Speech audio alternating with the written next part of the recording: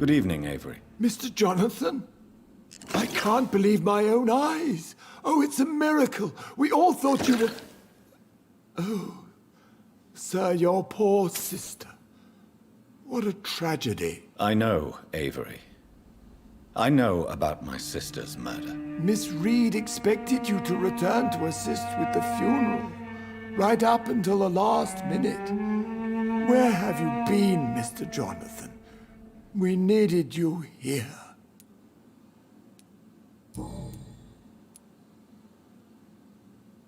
How is my mother? Not well, I'm afraid, sir. Miss Reed is very fragile since the police brought her back home. The police? What happened? Miss Reed was found walking in the streets. She kept saying she had spoken with her son and daughter. She's resting now. Has she received appropriate medical care? I'm taking care of Miss Reed myself. Hospitals are so overwhelmed by the epidemic that they can only accept patients infected by influenza.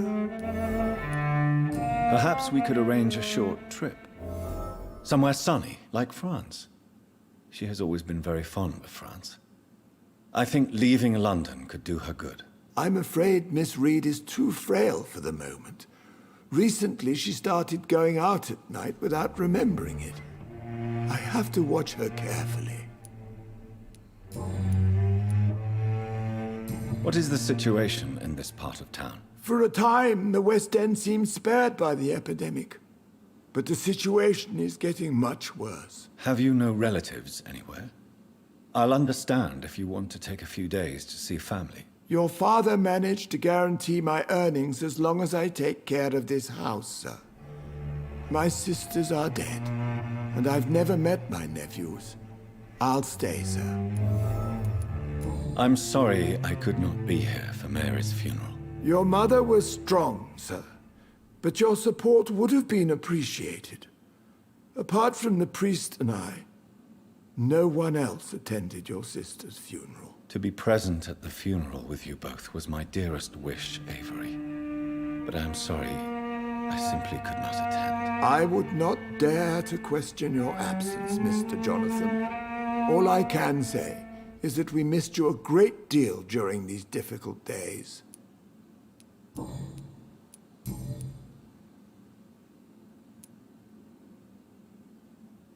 Tell me the truth, Avery. Do you feel forced to stay here? Would you leave this house without the arrangement made by my father? No, sir. I have nowhere else to go. And I promised your father I'd take care of his family as long as I lived. This house is dead, Avery. There is a curse on this family. You really should consider leaving. If only you could have been here sooner or more often. Maybe this house would not be that empty.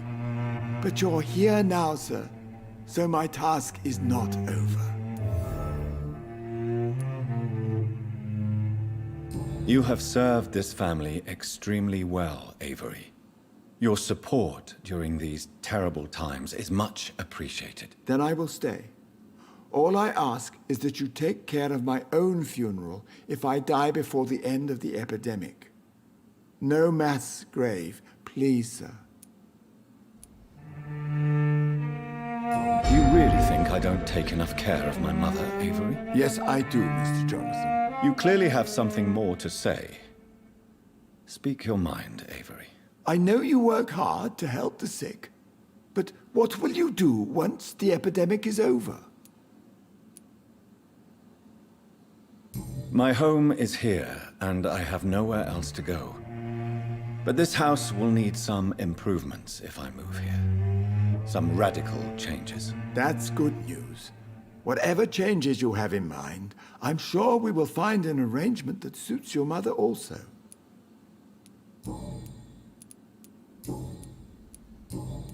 Goodbye, Avery. Please watch over my mother until I return. Of course, Mr. Jonathan. But please return as soon as possible.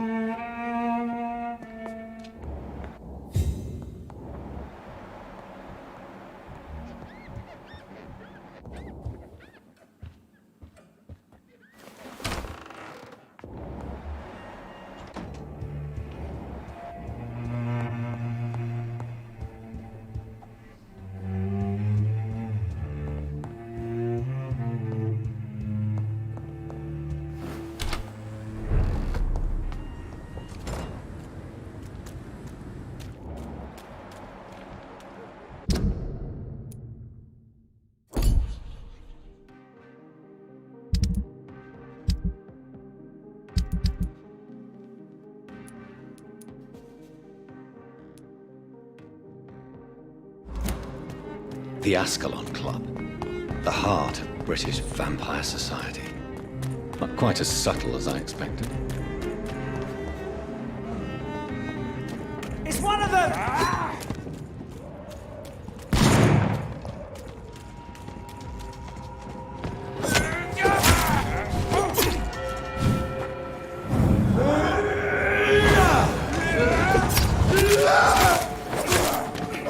Let's pin him down! Take its head!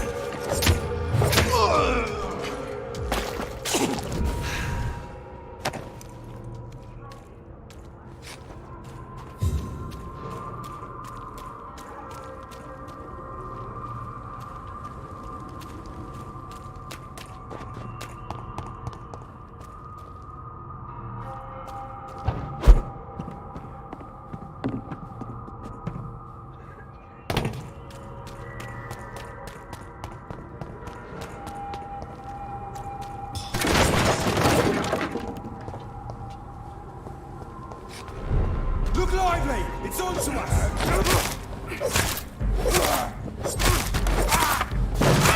Bloody leech!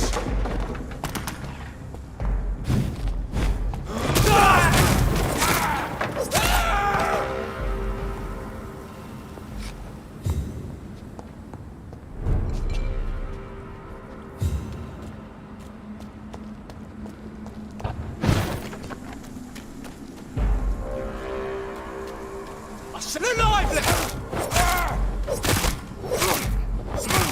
Over there! There's one of them vermin!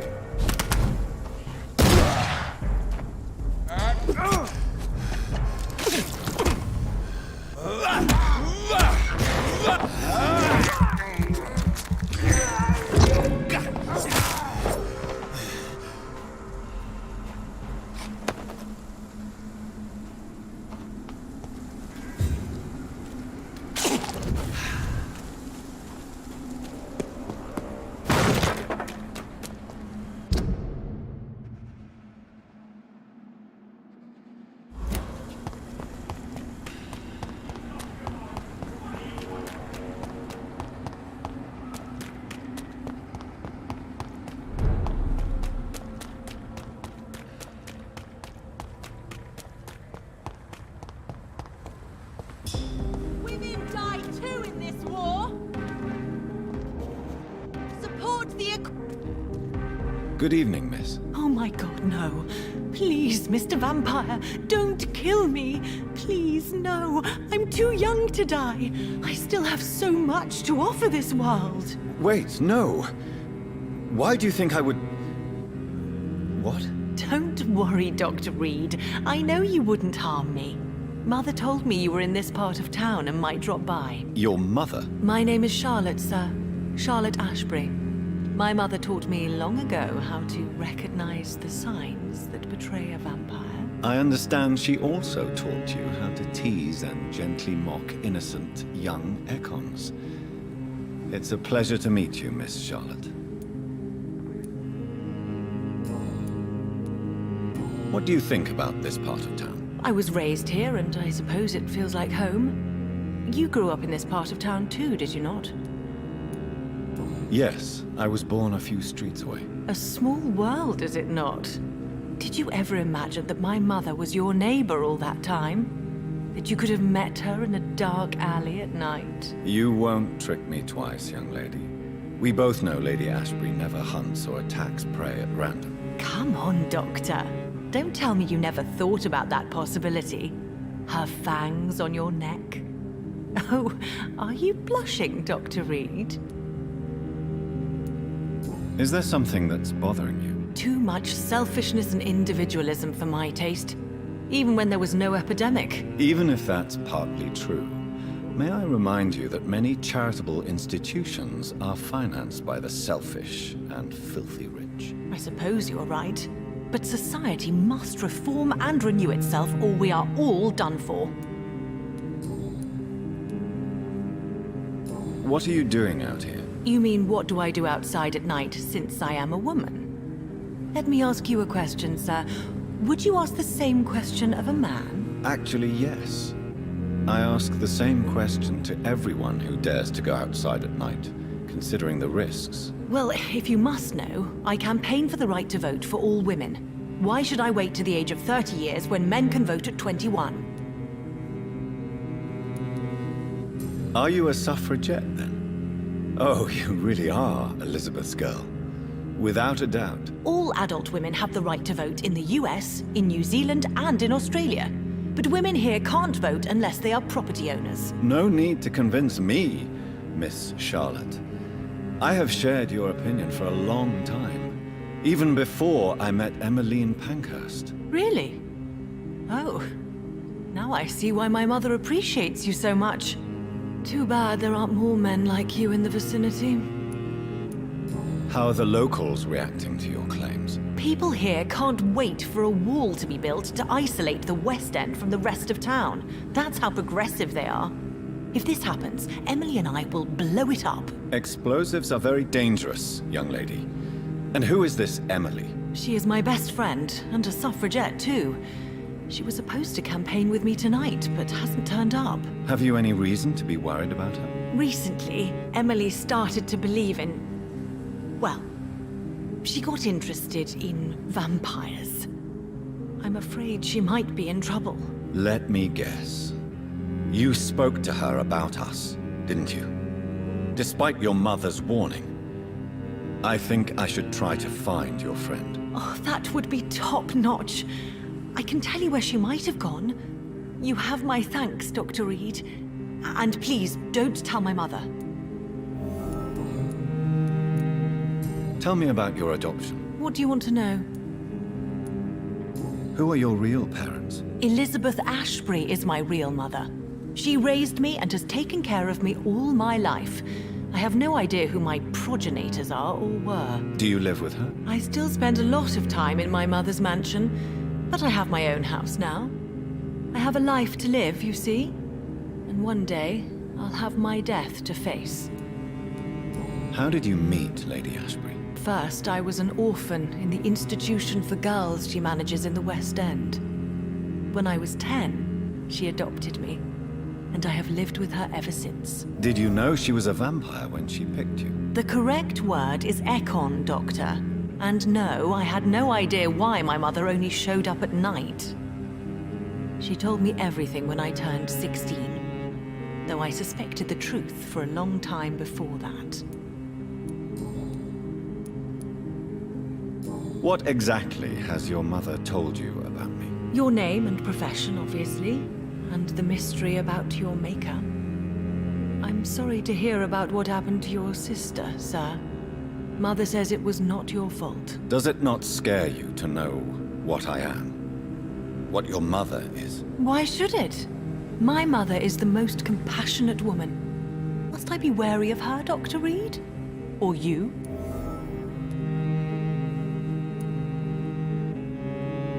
Of course not. You have nothing to fear from me, or your mother. Good to know. And don't worry, my mother told me everything I need to know about vampire tricks, their nature as well as features. Your mother is not like any other vampire I've met. I believe she thinks the same about you, Dr. Reed.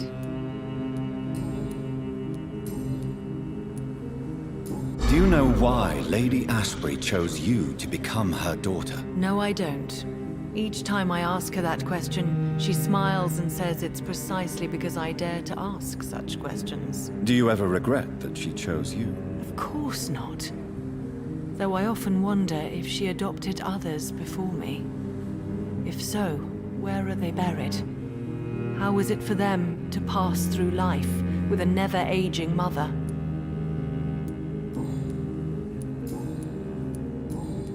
Goodbye, Charlotte. Give my best regards to your mother when you see her. She's been quite busy these last few nights. I suspect you may see her before me.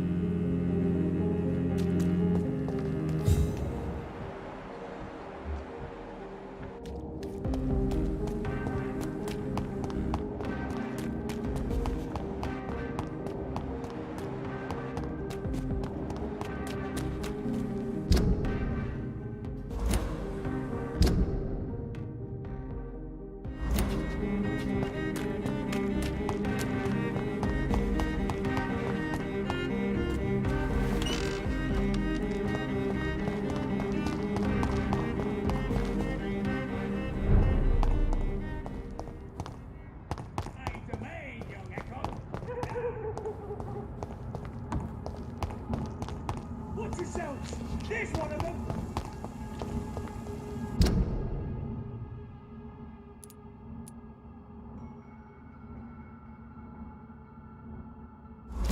All of you bloody leeches need killing.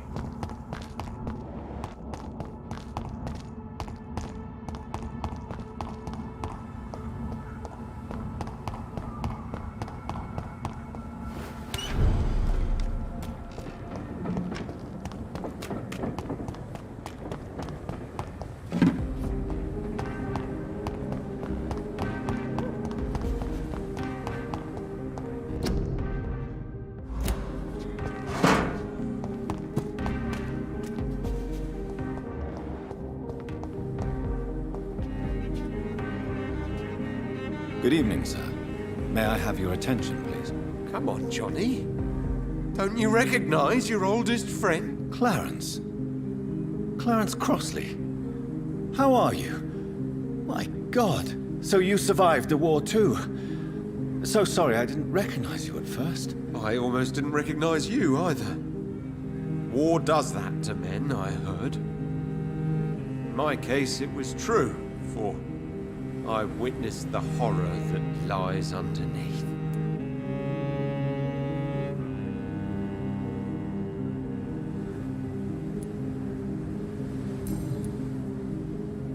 When did you escape the war and return to London? You know what's funny?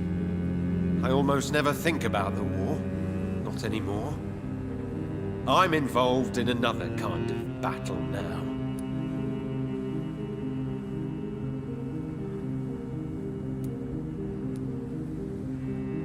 What is this new battle? I saw terrible things during the war. Horrors I thought I'd forget. They're here too. They're everywhere. Vampires. I know what you mean. I haven't had much time to think about the war either since my return. Of course. With the epidemic, I bet you've been busy as well. Forgive me, Johnny. I didn't want to sound selfish.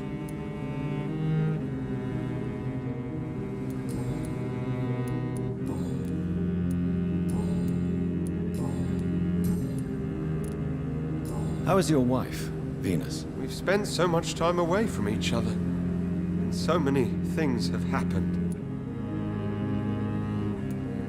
But you're alive. You returned in one piece and you have a family.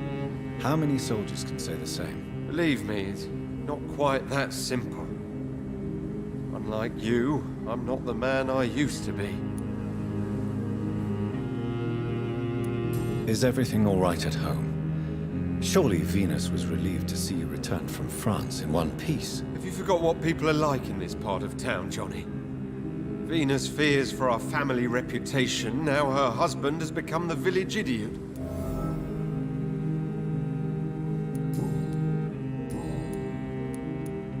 You need some rest, Clarence.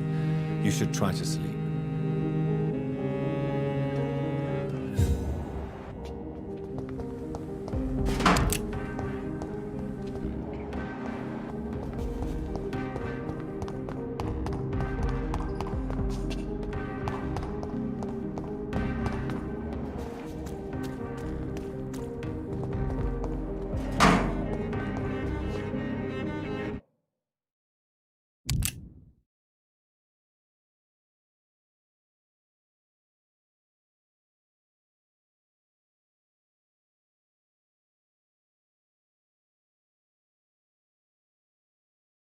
Good evening, miss. Can I help you? I'm a doctor. Dr. Jonathan Reed. I am Karina Billow. I don't need any doctor. The rats. Where are the rats? Miss, you don't seem well at all. Are you afraid of rats? Has one bitten you? No, it's me who bites them. Tasty, juicy, disgusting rats. I can't stop eating them. Help me, please. Help me to disobey the voice.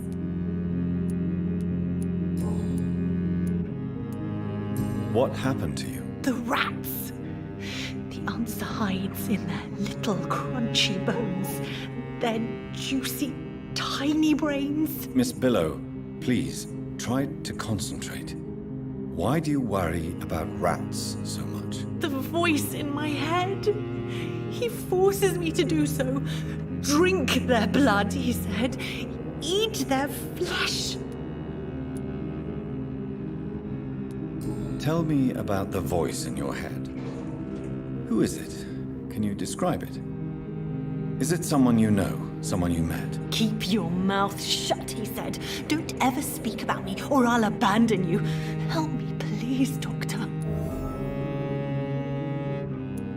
Do you feel compelled to obey that voice, Miss Billow? Even if you're loath to submit to it? Yes. Please. Help. What is the local news hereabouts, Miss Billow? Shadows. Shadows hunting shadows. Whispers in the dark. Pestilence. Suffering. Death. Tell me about yourself, Miss Billow. What do you do for a living? Oh, I'm hungry. Need to eat. Have you got something for me? Blood, perhaps? Can you give me blood, Dr. Reed? Don't you remember who you are, miss? What you did for work? I was strong, proud. I campaigned for good causes. But that was before. Before. It does not matter anymore. I'm so hungry.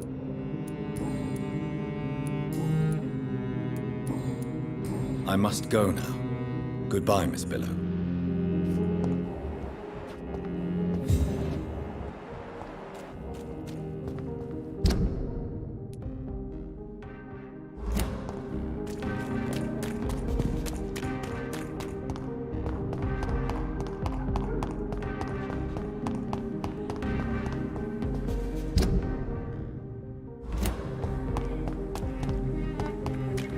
Women of all countries unite!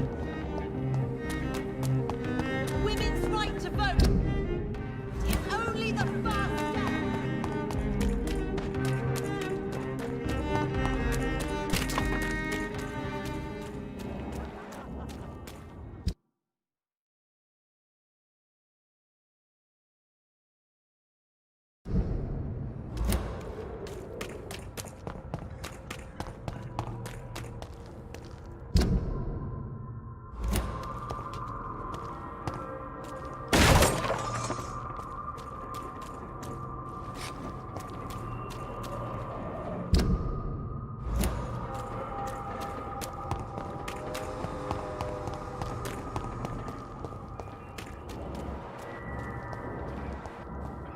You Londoners are no match for me!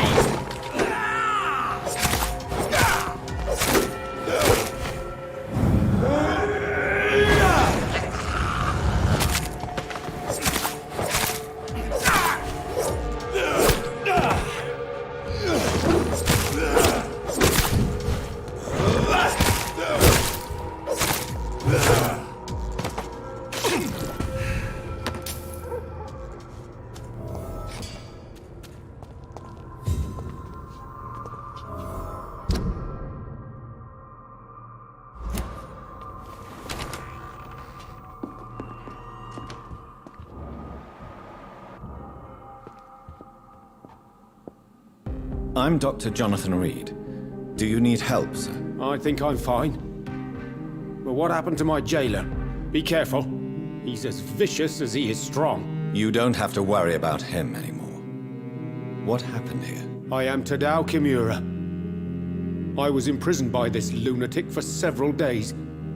I thought I was going to die here. You're not going to die now, Mr. Kimura. If you hurry, you should be able to get home safely. It seems that I owe you my life. You have all my gratitude, Dr. Reed, since it is the most precious thing I possess. Goodbye, Mr. Kimura. Take care. Are you sure you'll manage to reach the West End by yourself, Mr. Kimura? Yes, I'm perfectly capable of defending myself when not ambushed by insane cultists. Goodbye, Mr. Kimura. Take care.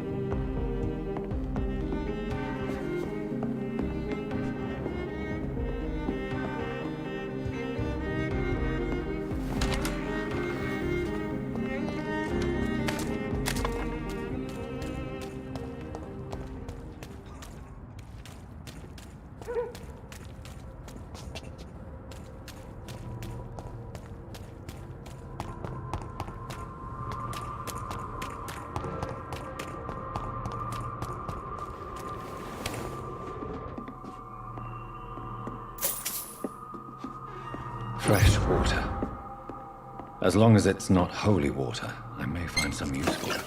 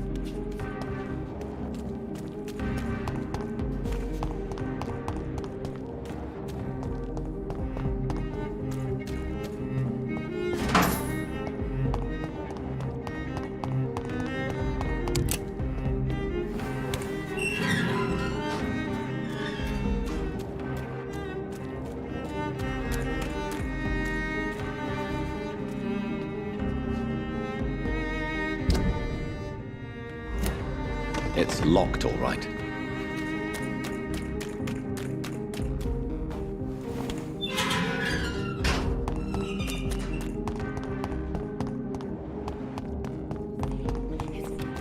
You cannot forget his name.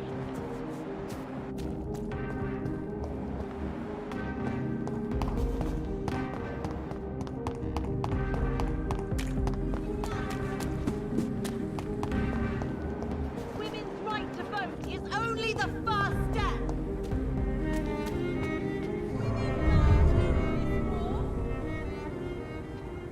Support the equality.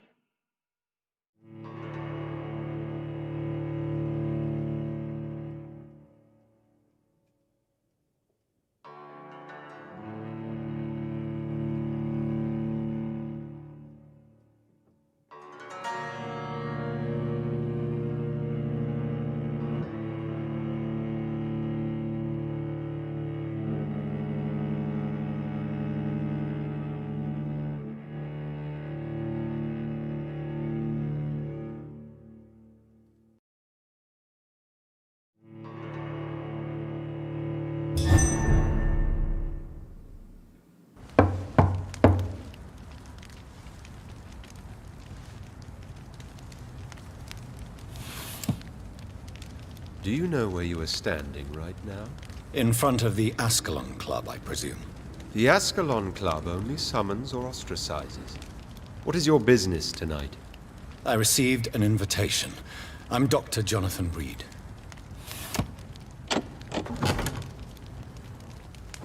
Welcome to the Ascalon Club, then, Dr. Reed. Please proceed. Lord Redgrave is waiting on you upstairs.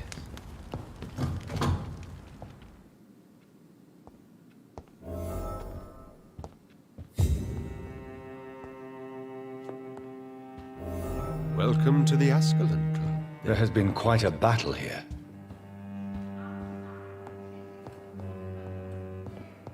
I'm sure the Ascalon Club has the money to replace the furniture.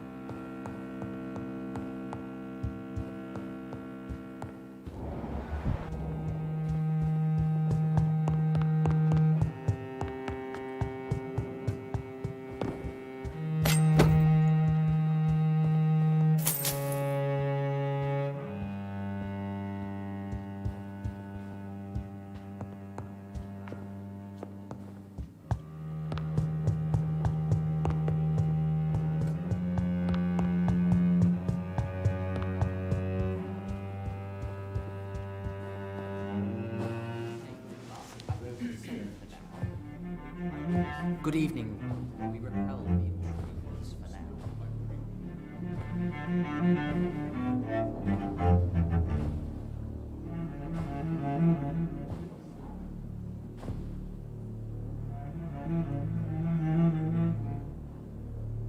My good friends, if I may have your attention. Behold our visitor, the good Dr. Reed. Newborn of blood so pure and strong that even my friend Fergal Bancher was no match for him.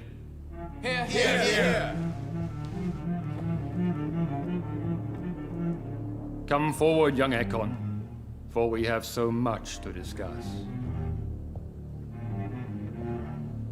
Welcome to the Ascalon Club, Dr. Reed.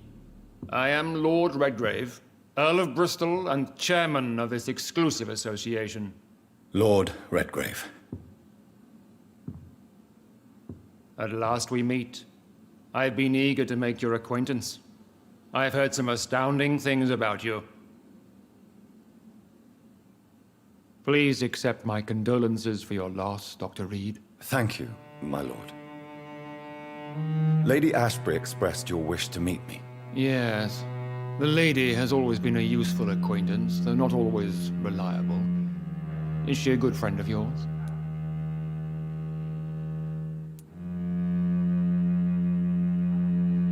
Yes, she is. I may even say I admire her probity and her kindness. She has helped me since I was reborn. The centuries have taught me never to trust a woman completely, especially if she is a mortal. Too prone to emotions, if you ask me. Too fickle when it comes to important decisions. My lord, do not expect me to speak ill of Lady Ashbury. Of course not, and I praise your loyalty. Would you offer the same fidelity to the Empire? What do you mean? I speak of the Skull Plague that threatens London and the country. You have been on the front line in the East End, but the time has come to open up a second front here. The epidemic has escaped the quarantine. You have new cases of the outbreak. We don't know for certain, but we cannot allow the disease to threaten the prominent heads of Great Britain. Why have you asked me here? Because the crisis is escalating. Our enemies, the Guard of Priwen, have even launched an open hunt. The only way to calm things down is to put an end to the epidemic. You want me to find possible sources of the outbreak in the West End. Is that it? Ah, straight to the point, like all eager newborns. We shall have time to talk about all this, Dr. Reed, but first, I should like to get to know you better. Talk? Is that the only reason you asked me here? Well, no. I also wanted to meet the intriguing Ekon, who made such a powerful progeny of his sister. You have not learned the name of your maker, am I correct? No, I haven't. Have no embarrassment, Dr. Reed. We all make mistakes. But whatever your lineage, you are definitely Ascalon material. What do you mean? I would like you to become a member of the Ascalon Club, and to serve me as such. Before I accept, I have so many questions. Please ask.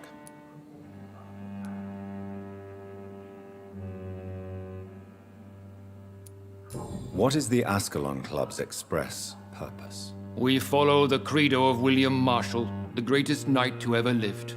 As was he, we are sworn to protect the British Empire. William Marshall founded the Ascalon Club. Not exactly. William Marshall granted me immortality, and I founded the club a few years later. The good knight has been gone for so long. What does Ascalon mean? Ascalon was the lance wielded by St. George, glorious patron saint of England when he slew the dragon. And like that lance, we pierce the hearts of all our nation's enemies. What does it mean to be a member of the Ascalon Club? It means that you swear to protect the interests of the crown, that you become a loyal servant of the British Empire. Do you have any official recognition from the government? A charter from His Majesty the King? No. Of course, the Ascalon Club publicly supports the Empire, but the true nature of its members remains a secret.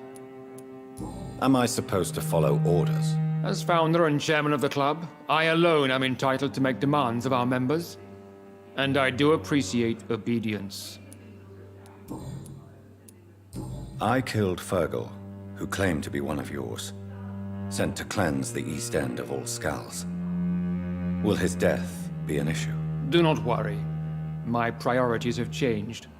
Fergal was a zealous servant of mine, but like any servant, he had his limitations and is readily replaced if necessary. I agree to join the club. This is good news. Good news indeed in these crucial times. Let's inform the Assembly formally and proceed with your initiation. My initiation? Fear not. Nothing fancy nor dangerous. It is just that we, the members of Ascalon, believe that tradition and custom are the backbone of this country.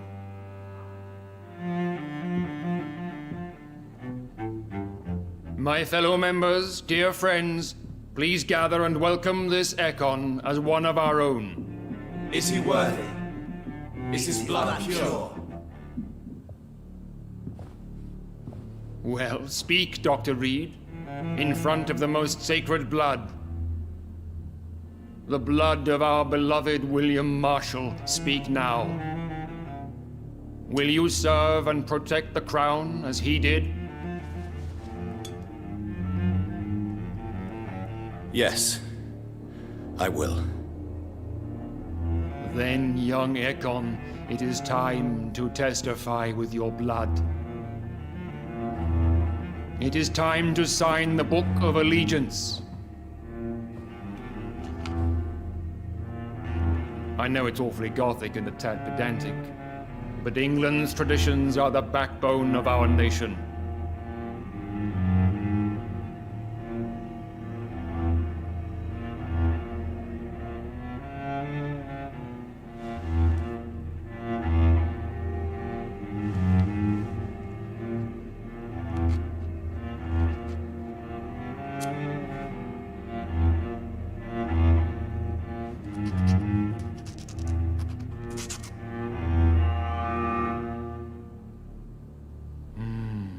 Delightful.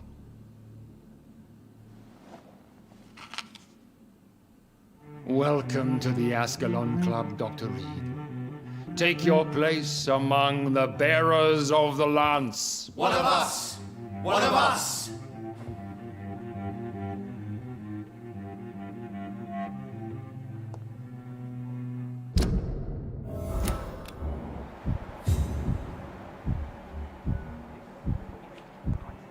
I personally went patrolling last night in the West. That went well, did it not? It is always useful to bolster the troops' morale, especially before a difficult battle. You have the makings of a general, my lord. I was, though very long ago, well, not quite a general, but a proud defender of the crown. So why did you really want to meet me? Straight to the point again, young Ekon. All right, let's talk, you and I, Lance Bearer. I'm listening, my lord. According to my spies, you have worked with Dr. Edgar Swansea on the epidemic, and your findings were quite alarming. Do you know Edgar Swansea? Not personally, but I've been told he has some sort of immortal fetish and is a good friend of yours. Does it bother you that I consider him my good friend? As long as you reveal nothing of the club's inner workings, why should I forbid you engaging in conversation with the good Dr. Swansea?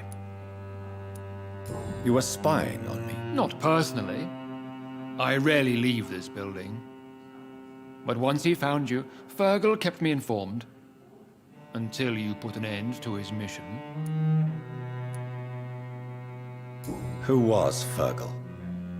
I don't see him sipping tea with the others in the club. Fergal Banshire was my squire of sorts. Even before becoming that magnificent beast, he was a brute. He served me well for decades. No, I mean, what was he? He was clearly no ordinary vampire. No, he was a Volcod, all muscles and instinct. Quite the rare breed, ferociously territorial. Mortals often mistake them for werewolves.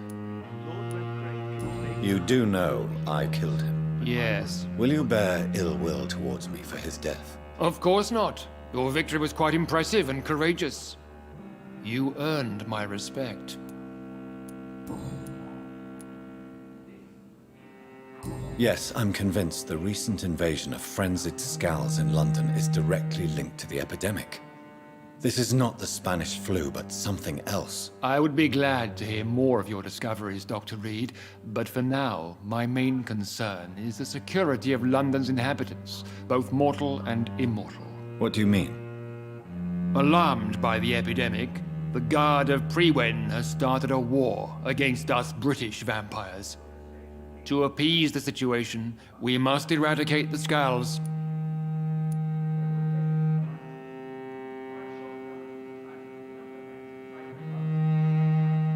Scals are malevolent and disgusting creatures. I knew I was right to induct you, Dr. Reed. You would not dare lie to me on such a vital topic now, would you? So, what do you want me to do? I want you to investigate the city thoroughly. I have reason to fear there are cases of contagion in this part of town. Our absolute priority is to find and cleanse them. And how would you like me to proceed? By all means necessary, Dr. Reed. You are now a member of the Ascalon Club, and you have carte blanche. Interrogate the locals, follow all the leads you find, and get results. Singing obscure songs around the city. What is this new malevolence? Scals have been spotted everywhere in London. How's your investigation going, this Dr. Reed? fight. Time is our enemy. I have a few questions for your lordship. All right, but be quick.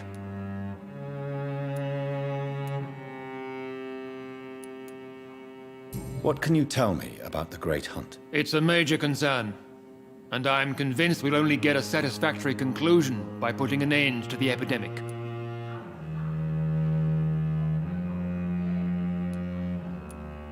What about the risk of a full-scale attack here? Geoffrey McCullum is a daring leader. That is exactly why so many of our number have left the country until things improve. But not me. I founded this club. I'll die defending it. I have already met Geoffrey McCullum. I am certain he will persist until he has killed every last vampire. The Guard's current successful recruitment campaign is driven by the ravenous behavior of the Scowls. I see. So without the epidemic creating Scowls, the Guard could not convince anybody of our presence. Exactly. Once we have put the epidemic behind us, we need only wait until the Guard grows old and weak. Time will once again become our ally. You made me swear on the blood of William Marshall during my initiation ceremony. Why was that? William Marshall was the most glorious knight who ever lived. He served 5 kings, and was a living example of probity for all. And he was my maker. William Marshall was a vampire? Is this some sort of joke? Wait. Could he be my maker? That would be joyful news, for it would mean he still walks among us. But alas, the great knight has left this world for good. Why is his blood so sacred to the Ascalon Club? He was simply the greatest defender of the realm we have ever known. I fought by his side at the Battle of Preston, and he made me his progeny following the fight. May I ask you about the mortal who attended my initiation? Mr. Aloysius Dawson. A member of the club does not normally ask questions about other members. We trust each other mutually. So he really is a member, then? Indeed. Only the most eminent members are allowed to attend such ceremonies. Even if I admit some of us fled during the first hours of the Great Hunt. But Mr. Dawson is mortal. Are you not afraid he might reveal who you are? Especially to your enemies. Aloysius Dawson is a man of his word, as are all of us.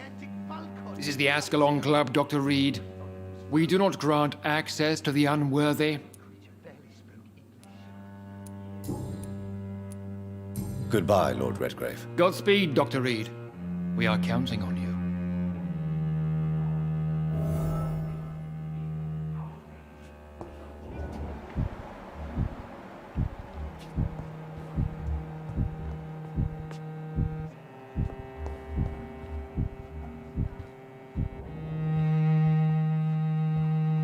Good evening, Dr. Reed. How does it feel to be this evening's centerpiece? Figuratively.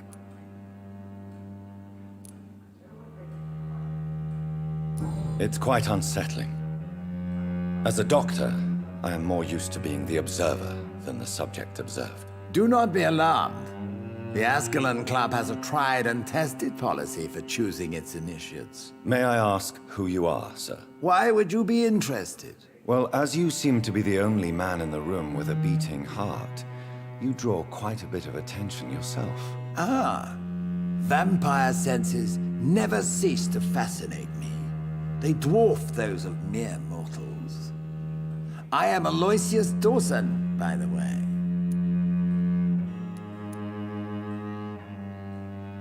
Are you a member of the club? Yes, I am. And I have been for many years. And will be until the day I die. Are you sick? Personally, I consider my advancing years are a sickness in itself. My body is slowly abandoning me, Dr. Reed. What can you tell me about it? It's not really my place to give you such information. I am merely a mortal member, and a dying one at that. Are you not afraid? You are surrounded by vampires. Sir, it's for that very reason that I joined the club in the first place. So you asked for membership? I have been a member of many clubs in many countries. But I must admit, this one is my favorite. Is not the nature of this club a secret shared by only a privileged few? My dear Dr. Reed, I have spent years and a fortune precisely to gather that kind of information.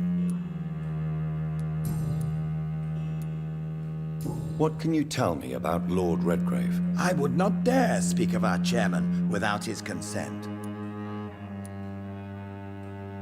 Mr. Dawson, of Dawson and Dawson, the wealthiest man in England. It is a pleasure to meet such a prominent figure of London. A withering London figurehead, to be precise. Are you sick, Mr. Dawson? I am a doctor, you know. My case is beyond the scope of traditional medicine. I have spent fortunes on the world's most competent doctors to arrive at that diagnostic conclusion. I'm sorry to hear that, sir. Should I suppose that you're here in search of some form of immortality? Absolutely not. I'm here to implement my plan to save the city I was born in. To cast out the ghastly evil that has us all on our knees.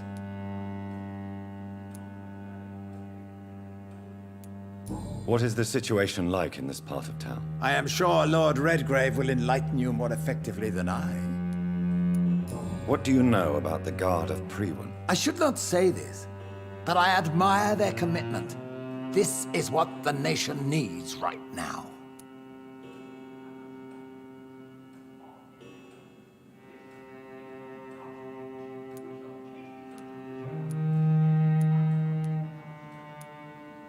Would you help them? No.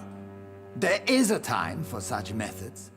But brute force will not be enough to fight this plague. We have to think differently. But they are our enemies. They are not mine, Dr. Reed. Money cannot solve every problem. This mysterious epidemic is going to require more than money can buy. You're right. Money is nothing unless one has the will to wield it. I have a plan, sir. A radical one that will save all that is essential in London. What is your plan, then? Quarantine and barricades are futile. What we need is a wall. A formidable, unscalable wall to isolate the deserving from the infected masses.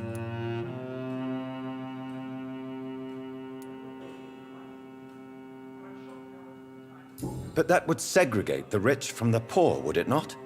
It would be unjust. Our only course of action must be to save England. And to save England, we have to make sacrifices. Are you not mistaking sacrifice for summary execution? Why do you care? Are you not a vampire? Removed from all mortal concerns? Decisiveness is what the city needs, and it needs it now.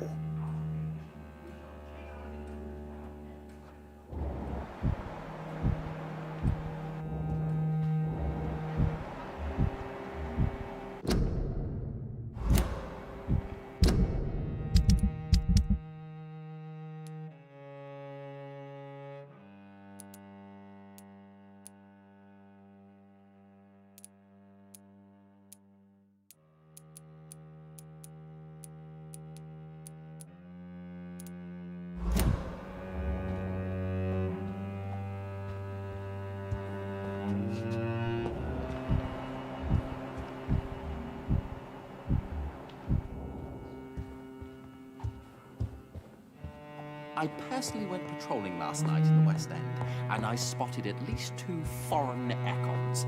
This is an outrage. We shall chase these intruders down. I was chased by a gigantic Valcod 2 nights ago. I thought it was Fergal coming back, but no. The creature barely spoke English.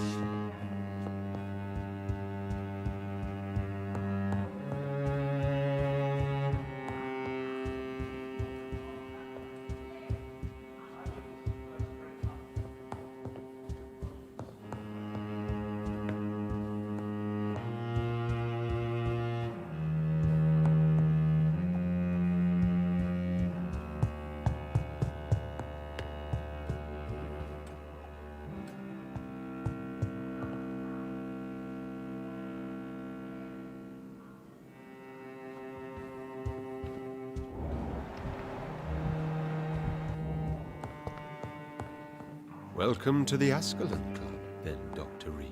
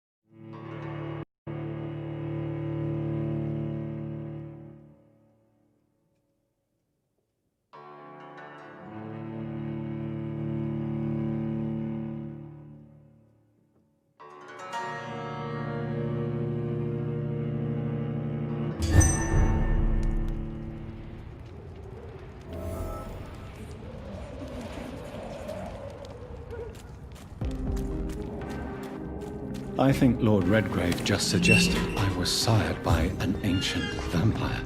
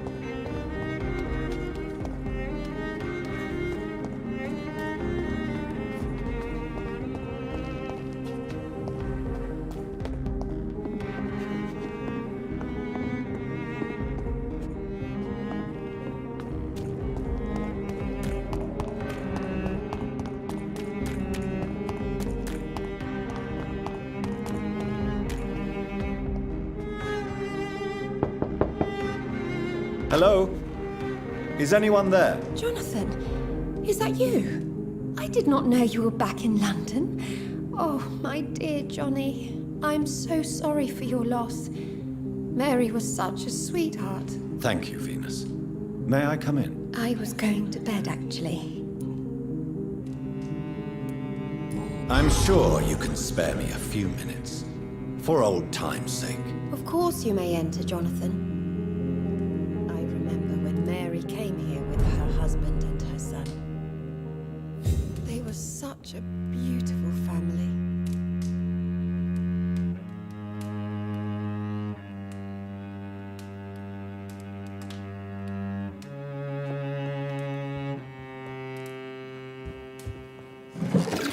You are always welcome here, but at this hour of night?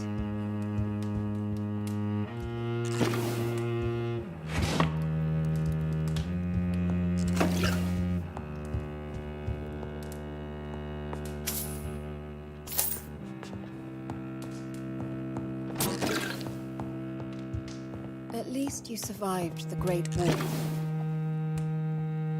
It's a pleasure to see you again, Venus. So you returned from the war in one piece too. Thank God. My Clarence is back home too. How is the old rascal? Probably outside, chasing ghosts and chimeras. Clarence has changed a lot since he returned from the war, you know.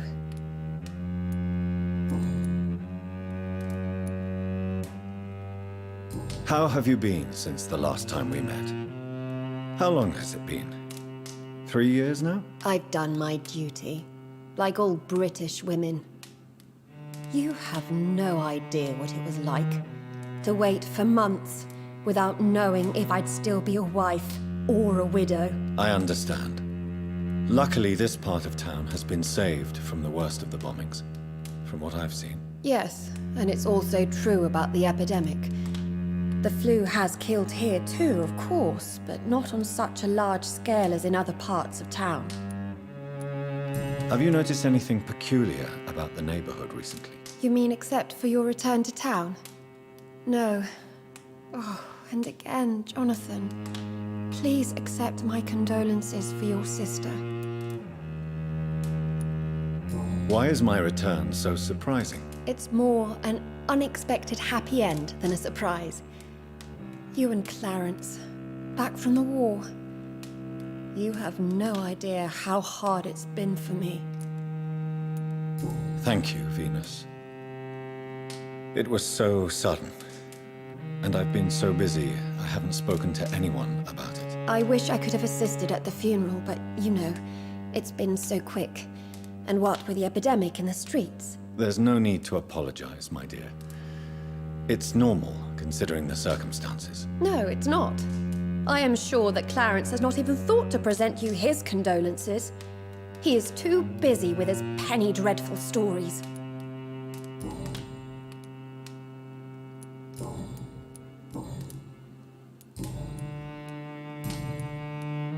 Venus, why do you worry so much about your family's reputation? Everyone laughs at Clarence now. And they avoid me because they believe I share his insane opinions. I'm a leper in my own community. I'm investigating the source of the epidemic in this district. Have you noticed anything unusual? The McPhersons. I heard they locked themselves in their own house. They could just be afraid of getting sick. Perhaps you're right. But if I were you, I'd pay them a visit. A big house, reachable through a courtyard, to the north of the railway bridge. Do you need my medical attention? No thanks, Jonathan. Goodbye for now. I remember when Mary came here with her husband and her son. They were such a beautiful family.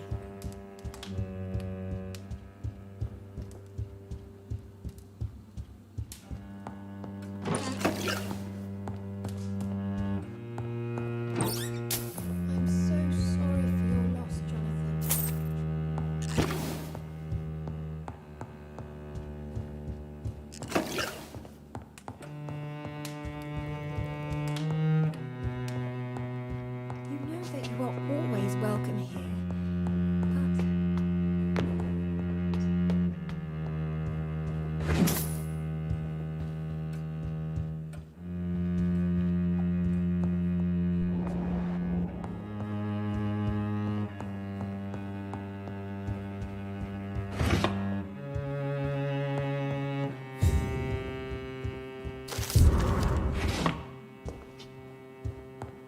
It's locked.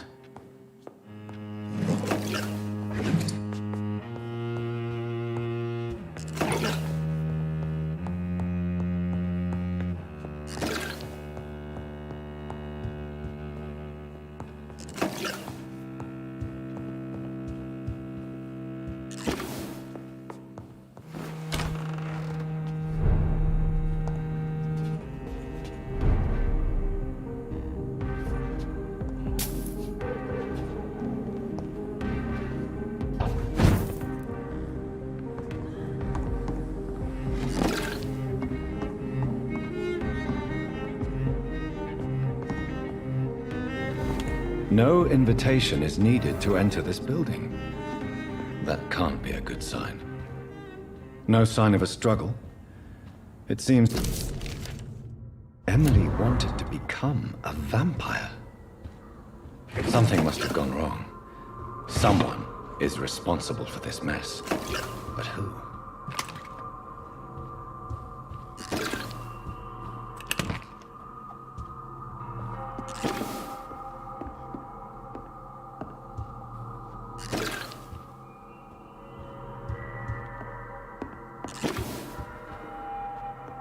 Blood. I should follow the trail.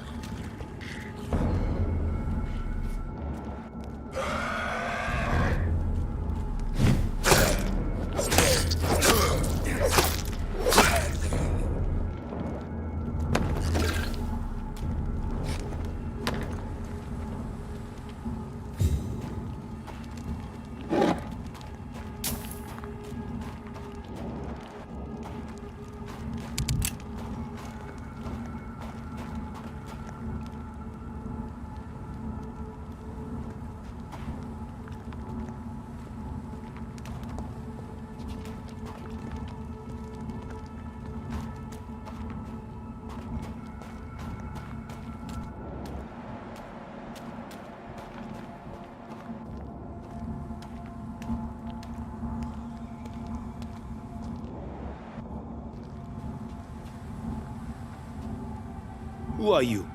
What are you doing here? I could ask you the same question. I'm the Marquis de Bois-Colombes, and I strongly invite you to find your own game, sir. I'm not here to sustain myself.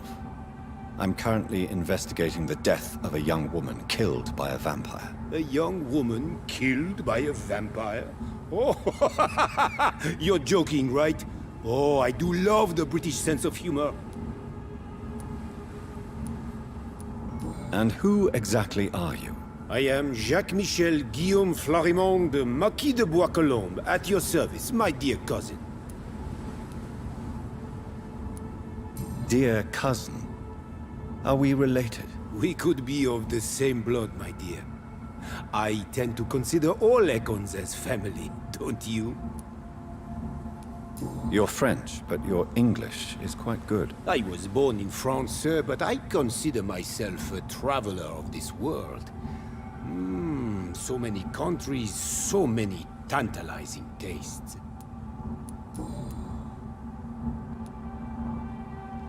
What are you doing here? I recently decided to visit London. I've always dreamed of visiting a city on the verge of collapse. Such a delicate, yet intense spectacle.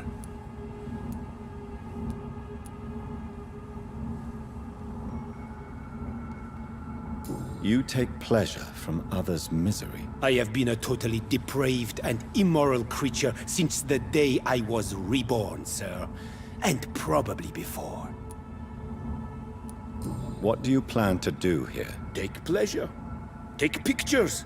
Enjoy the show. Have fun. Believe me, I won't be the only foreign immortal who bought a ticket to the fair. I followed the trail of blood from her room to here. Oh, you're referring to that young woman. Yes, the meeting turned messy.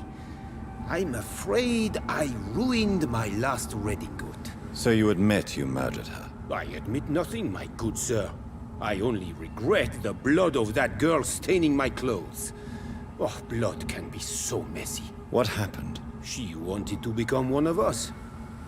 Not the first time I have received such a proposal, but I must admit her direct approach tempted me. And then what? The body rejected my blood. It happens, you know, sometimes even with voluntary prey. At least her gurglings brought me some fun, until the artery burst.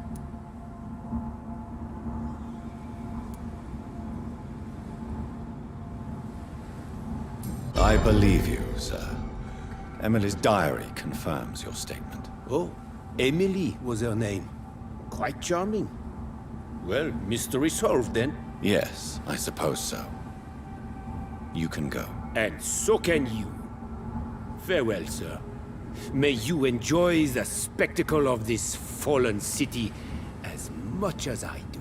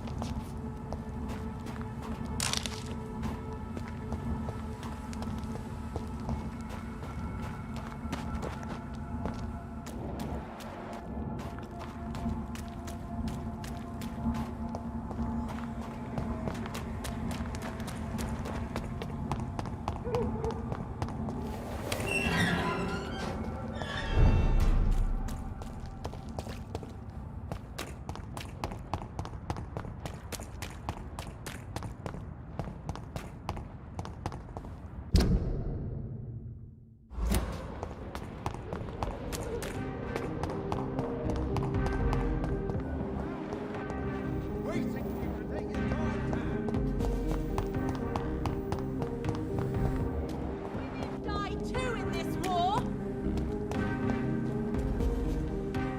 Good evening, Miss Ashbury. And good evening to you, Dr. Reed.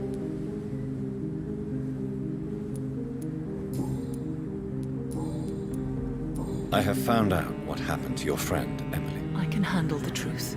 There's no need to hide the bloody details. Your friend was planning to become a vampire. She thought she'd met an honest one and made a deal with him.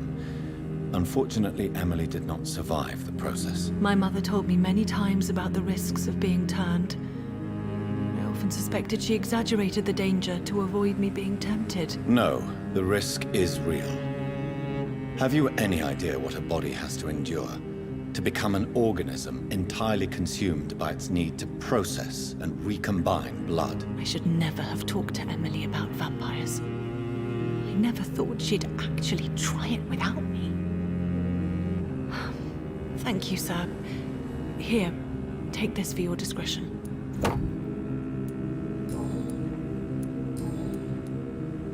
I'm investigating the source of the epidemic in this district. Have you noticed anything unusual recently? A few days ago, I spotted a strange house while campaigning for women's suffrage. Awful smell. No answer when I knocked. Where is it? It's the Mullaneys, a nice family who live in a big house near the park in the eastern part of this neighborhood.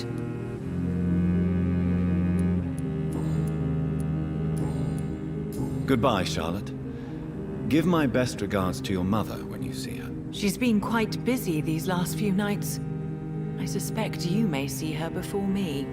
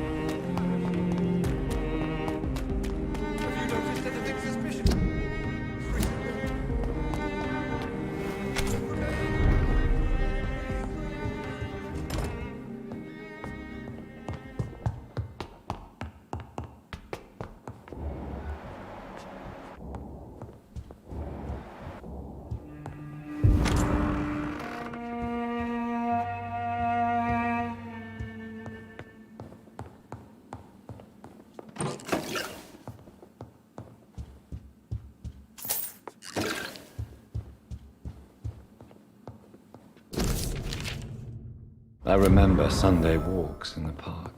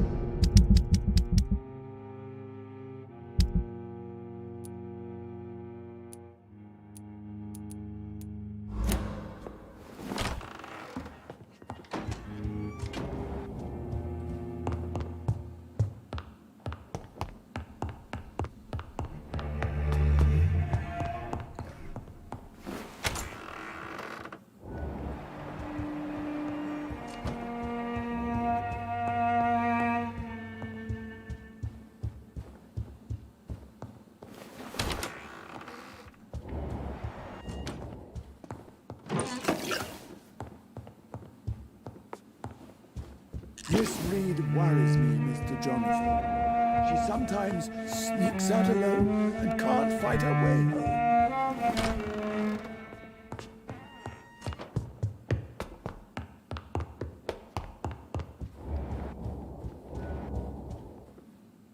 Hello again, Mother. Jonathan, back already? Good, good. I was just about to go outside to find you. You shouldn't stay away for so long. Goodbye, Mother. Try to rest now. Goodbye, son. Please come back soon.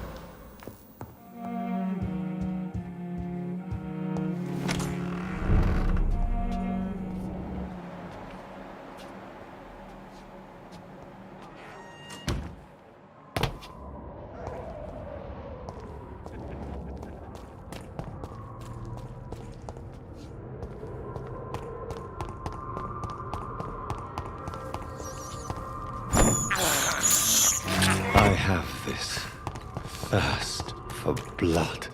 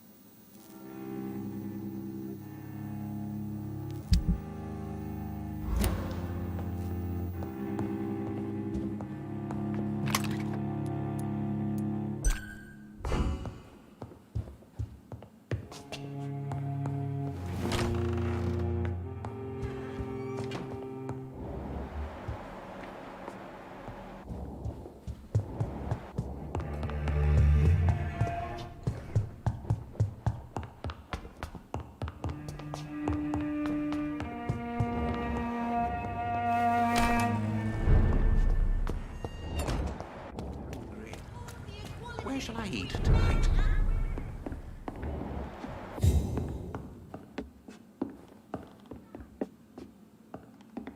Good evening, sir.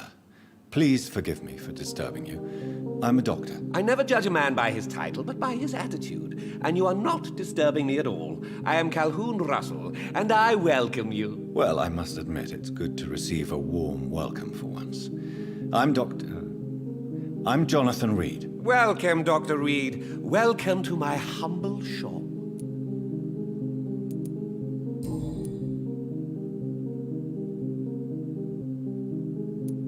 How is the situation in this part of town? Life is good and peaceful. We're lucky to live in such an era of progress and wonders. Are you not concerned about the epidemic? Oh, I'm sure the authorities would take the appropriate measure if the danger were that high. I'm afraid the newspapers are seriously underestimating the situation. Things are critical, believe me. Well, that's news then. But I can't believe that things are that bad. Are you sure you're not exaggerating a bit? For the thrill of it?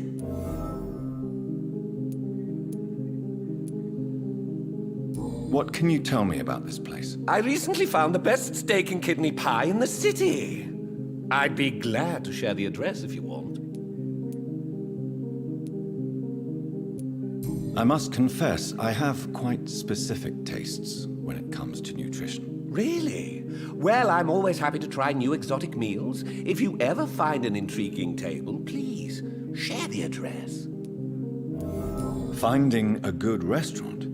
Is that really all that interests you? Oh, I have many passions, but nothing brings me ecstasy like subtle and exquisite flavors from my teeth to my belly.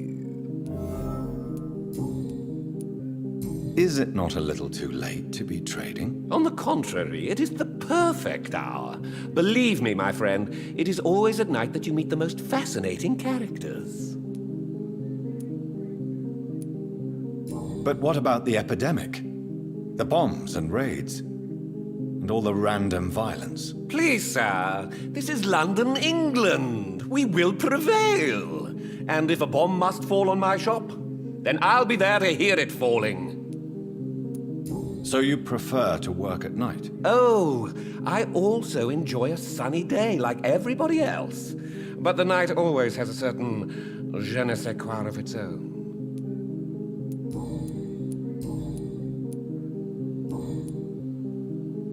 Do you have any family nearby? Not since my parents died. I'm London's lone gourmet. London's Lone Gourmet? What a strange title. I used that name in my early years when I was a food critic, and I kept it. Really? But you seem to be such a pleasant and sociable fellow. I'm afraid the real hedonist has to be sometimes. I discovered ecstasy as a solitary pleasure, but it does not mean it can't ever be shared.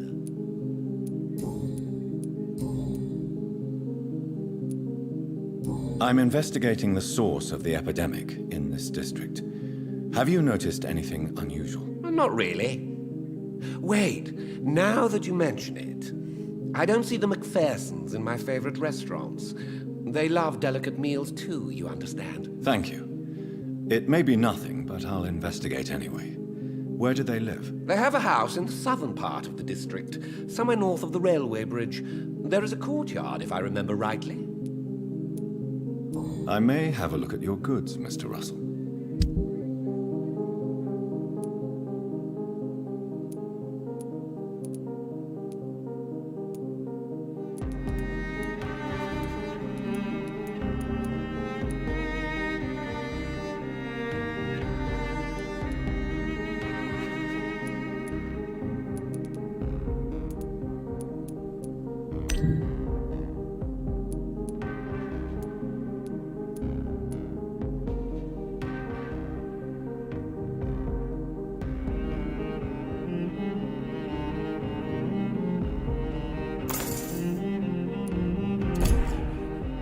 It has been such a long time since I last went to the theater. Don't let any strangers come into your house. Good evening, old chap. Are you all right? I won't lie to you, Johnny. I'm not a well man. Do you need medical assistance, Clarence? It's a little late for visiting hours, don't you think? What can I say? I haven't lost my old habits. I hope we're talking about the same habits, old friend. I'm investigating the source of the epidemic in this district.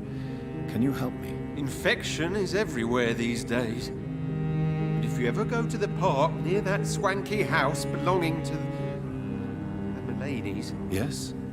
What about the Mullaneys? What about their house? Not enough noise for a big family with children. Not enough movement. Closed doors. What is going on in there? I wonder.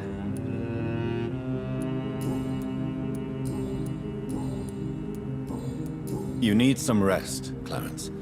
You should try to sleep.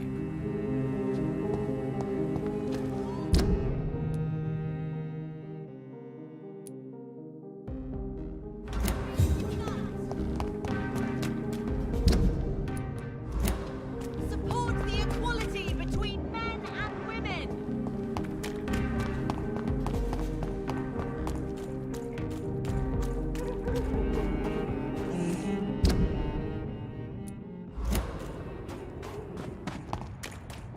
That building is under quarantine.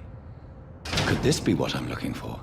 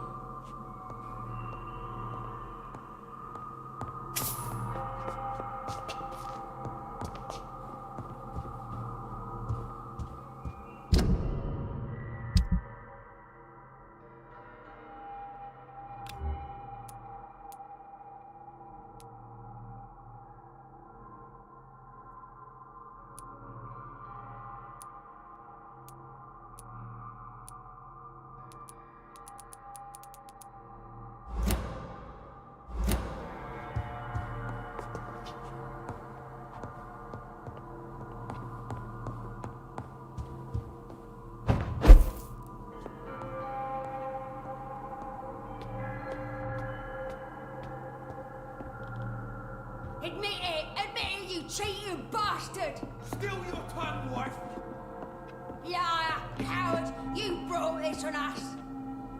You infected the whole family! I said I wanted to leave the house! What, leave me alone with them while you go back to your whore? Fucking convenient! So the husband had an affair with Doris Fletcher.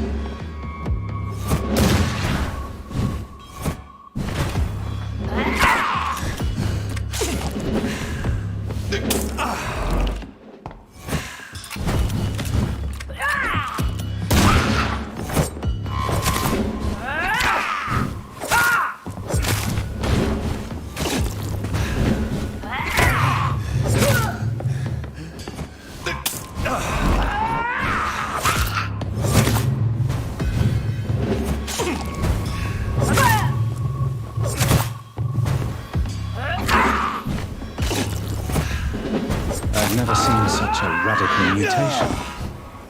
Could it be a new stage in the disease's evolution?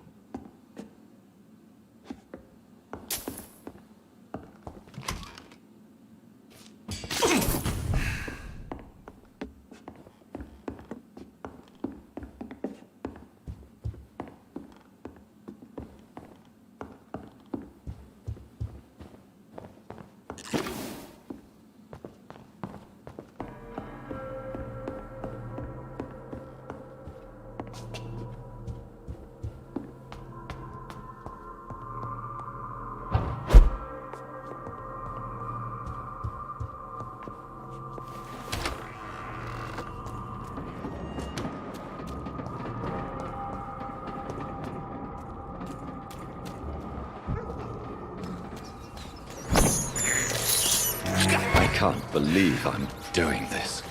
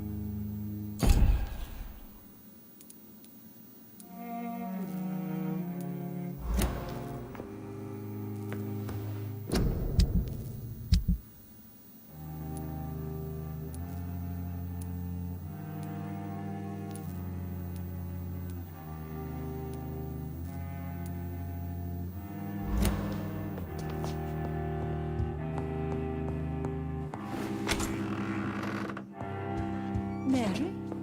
Oh, my dear daughter. How are you?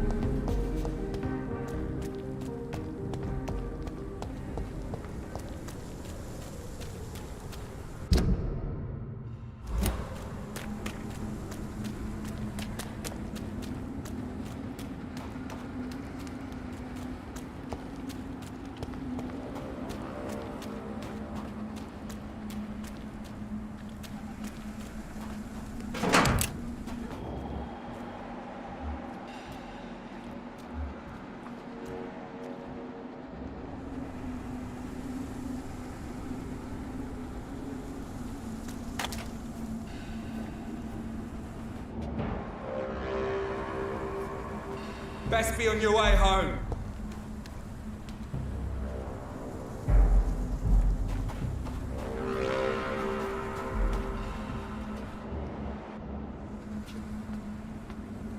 Why are vampire hunters sniffing around here? I need to find out what they're looking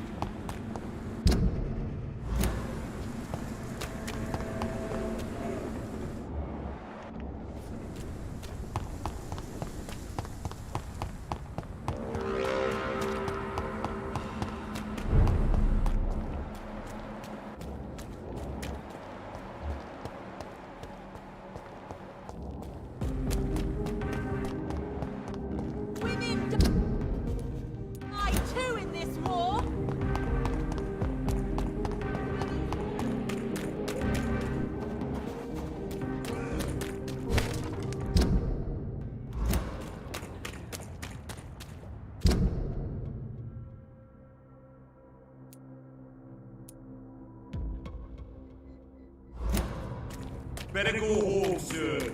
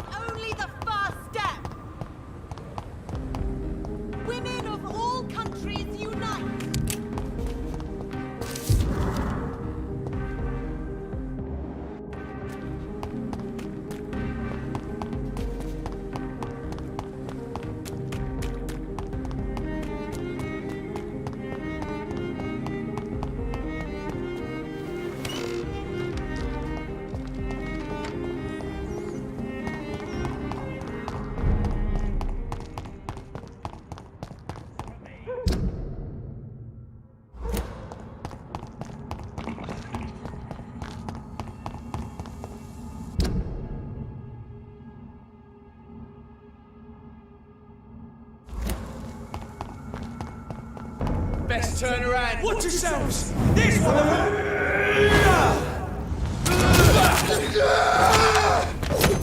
No!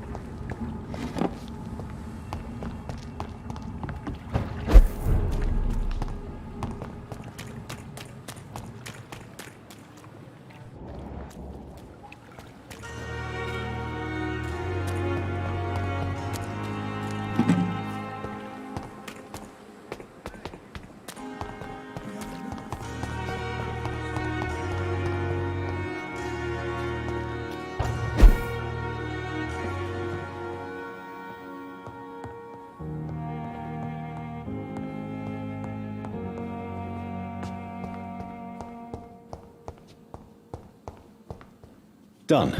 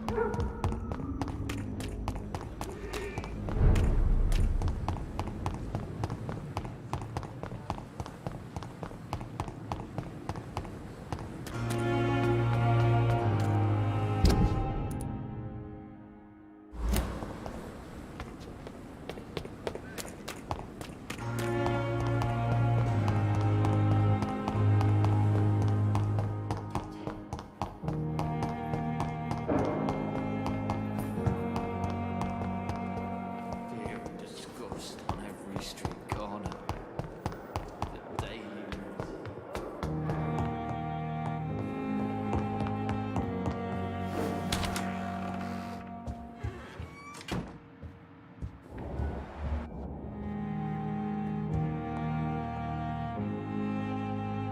Hello, Jonathan. How are things on the West End front? Complicated, my friend. The rich and powerful feel threatened by the disease, and have asked me to put an end to it. Yes. It is odd how resolving a crisis suddenly increases in urgency when it affects those who matter.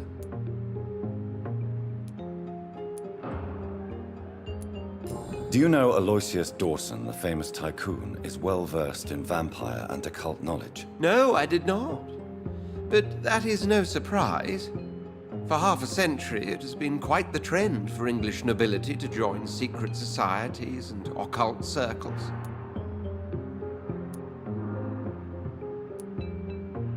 Did he contact the Brotherhood of St. Paul? Try to join your group? It would not surprise me, but I am certain he's never been a member. But Aloysius Dawson is only a rich merchant. Yes, richer than Croesus.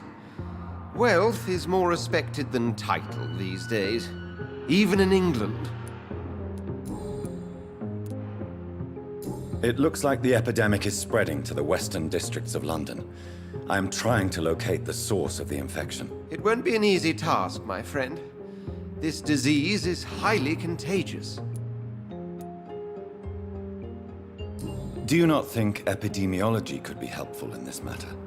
To retrace the origin of infection through time and topology? If anyone can perform such a miracle, it will be you, Dr. Reed. Since this epidemic is evidently linked to the vampire curse, we must find the original carrier to understand where it comes from. I admire your logic, Jonathan, but be careful. Rationality, when it comes to your kind, is not always a reliable lens. Does the Brotherhood of St. Paul know anything about the Ascalon Club? Well, I'm afraid that's unlikely. Ascalon is a sensitive topic, and whatever material the Brotherhood has, I may not have access to. Who could answer me then? Usher Talltree, our current primate, may be the only one able to answer you. He's a discreet man who lives in the West End. Thank you for your time, Edgar.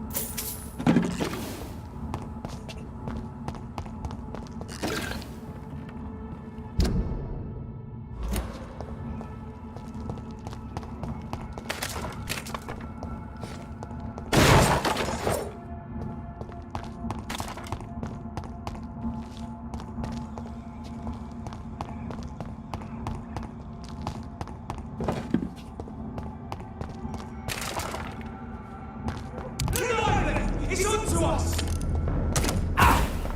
Want some of this?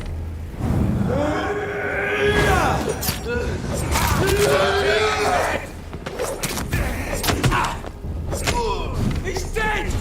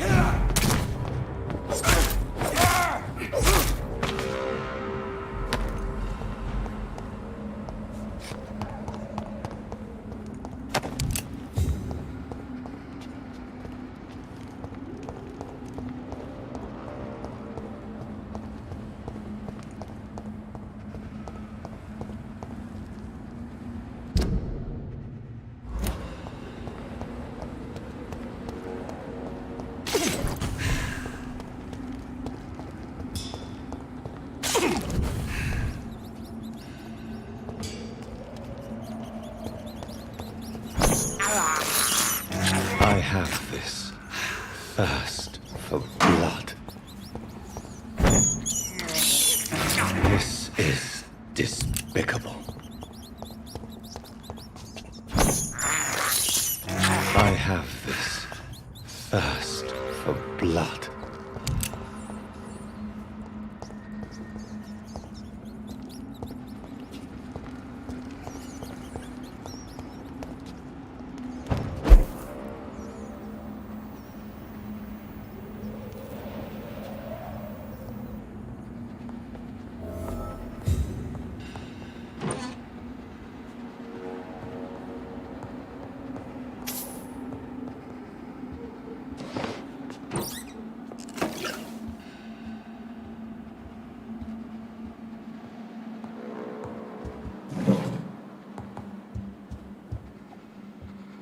This woman's body has multiple lacerations. They're deep, too. Whoever did this was driven by rage.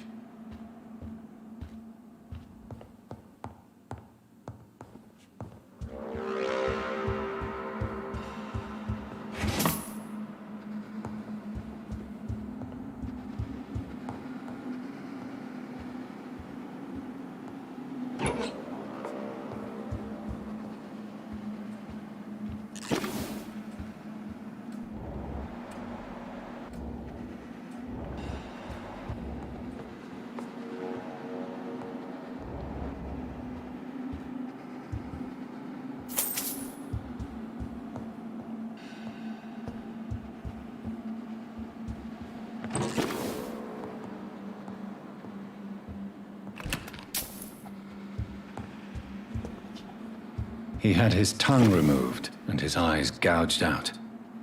He was a victim of brutal torture.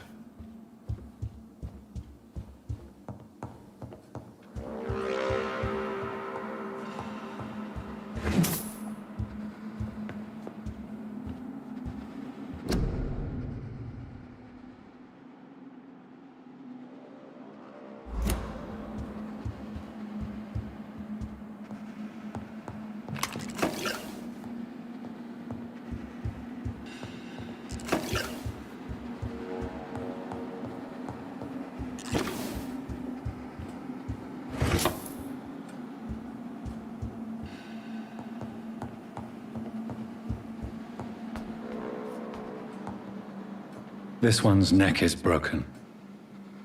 He was young. Probably the son.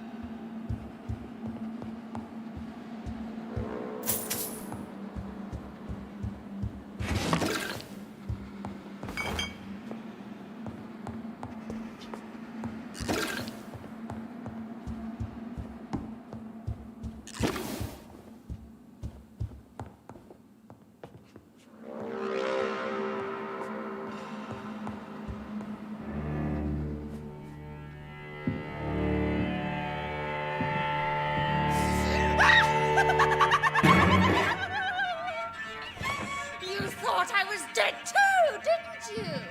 No, I was just pretending. Doris told me I could have been a great actress. You killed your family.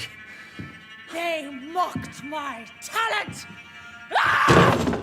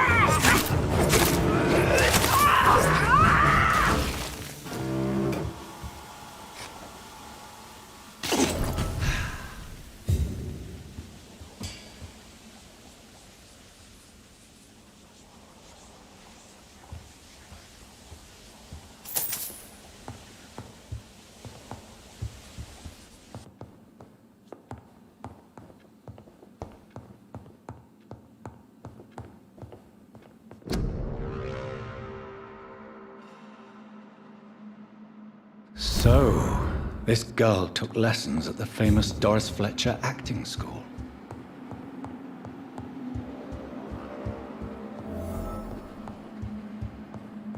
Doris Fletcher seems to be the missing link here.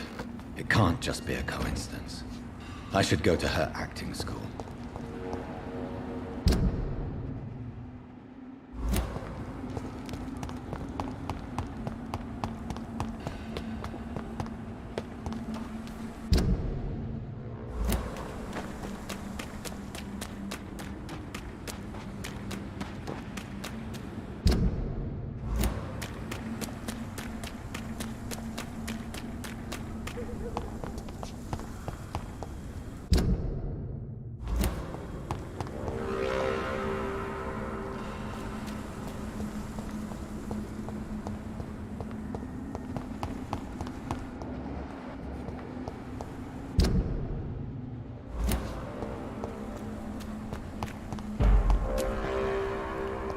Oi! You listening?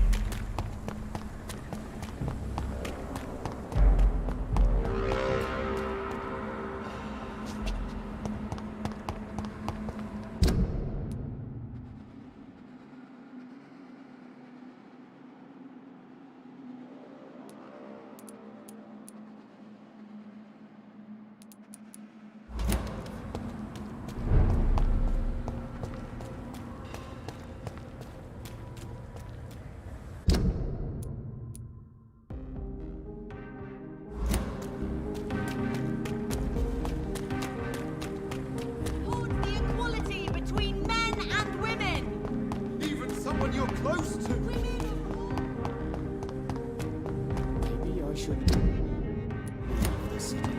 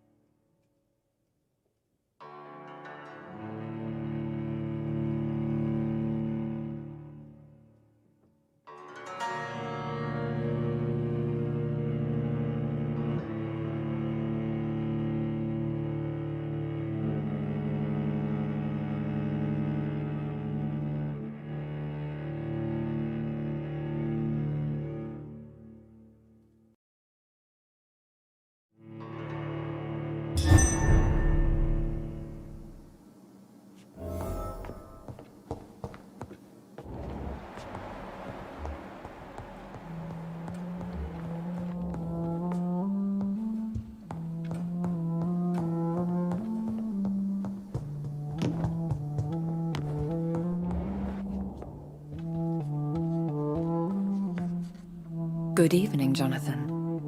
How are you? I'm still investigating from inside the Ascalon Club. Can we talk? Of course, my dear.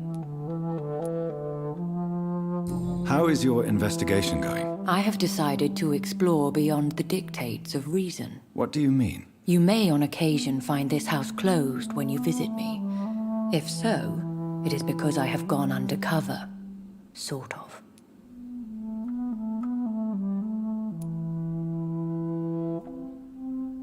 Who are you going to surveil? I hope you're not considering spying on McCullum or the Guard of Priwen. No. I intend to ask a few questions in parts of town I rarely venture into. Dirty places where a delicate lady like myself should never be seen. When will you return? As soon as possible. And I don't intend to stay away for long.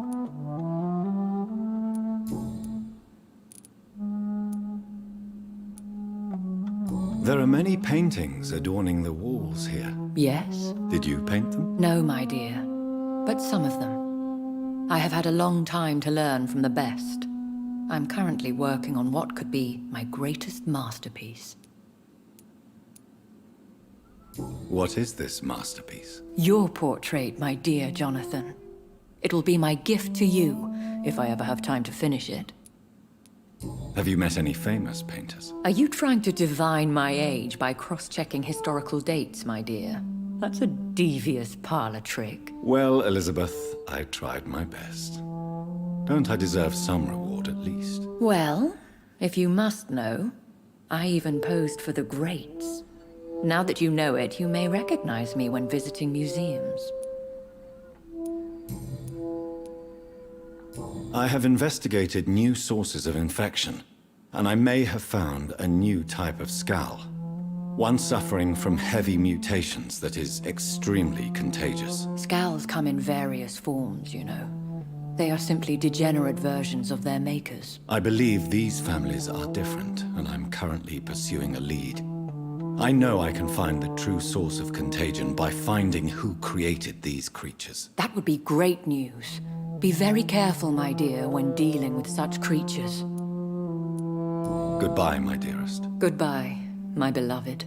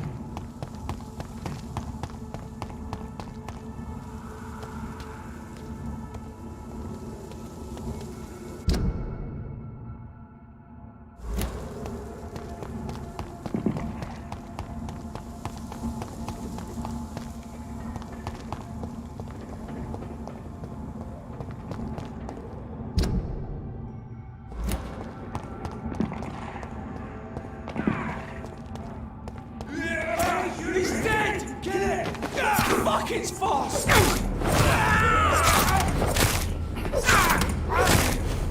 No!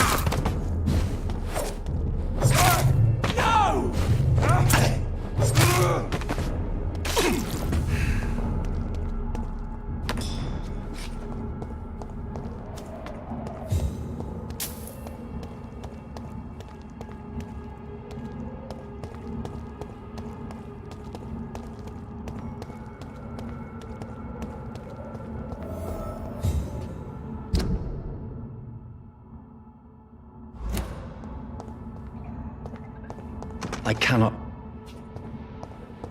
enter.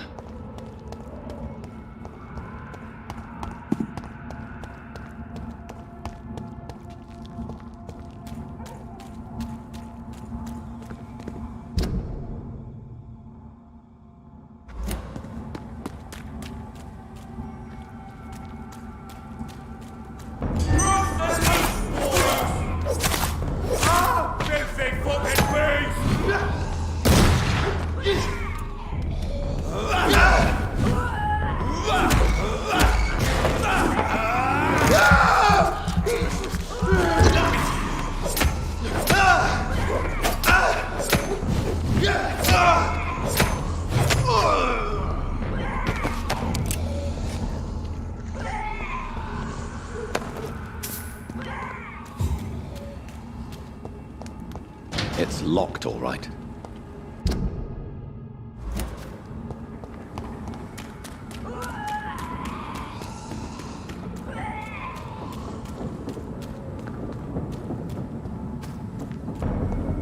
You get them weapons ready! Right one! Watch out! It's fast! Stop!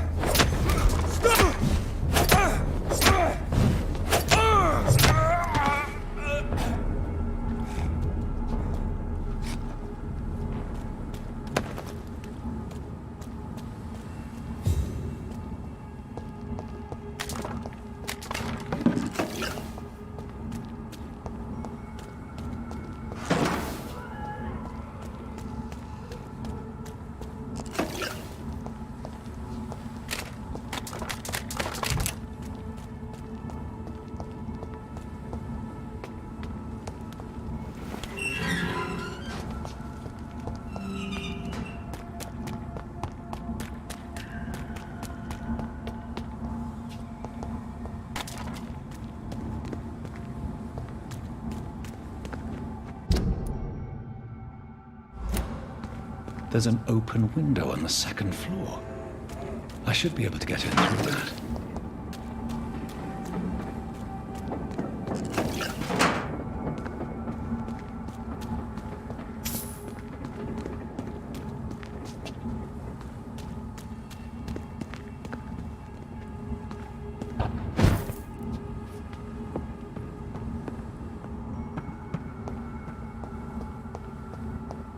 It's locked.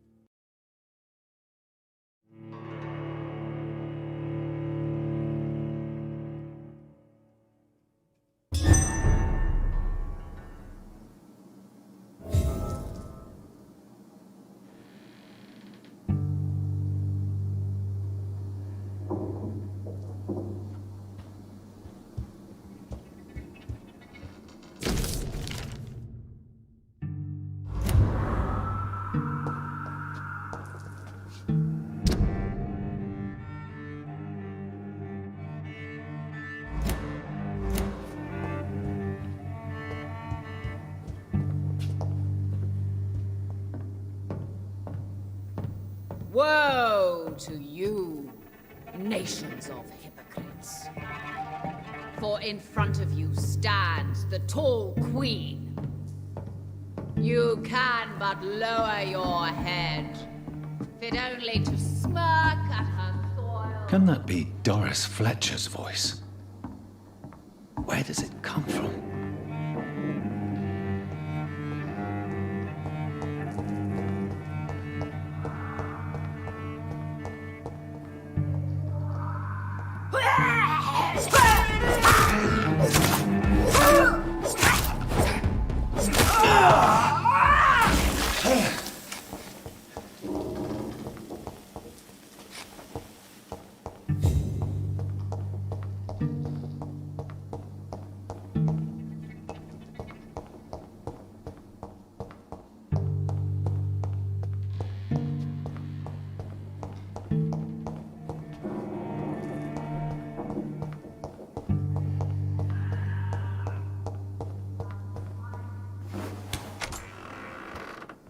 For now she hides in shadow, ugly as sin. But when you burn and die, she will rise and be queen again.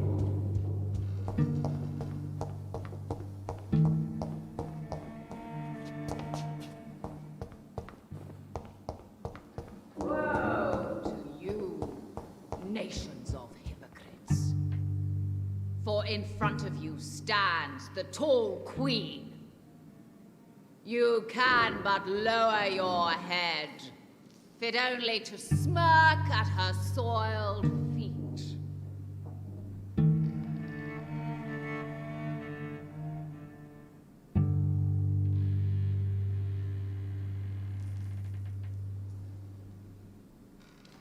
Will they adore me again when they share my fate? For I have been raised through hate. But I offer only love.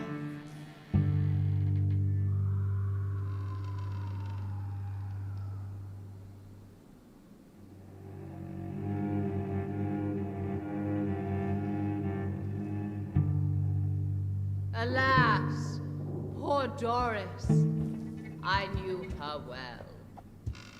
And many can testify to have I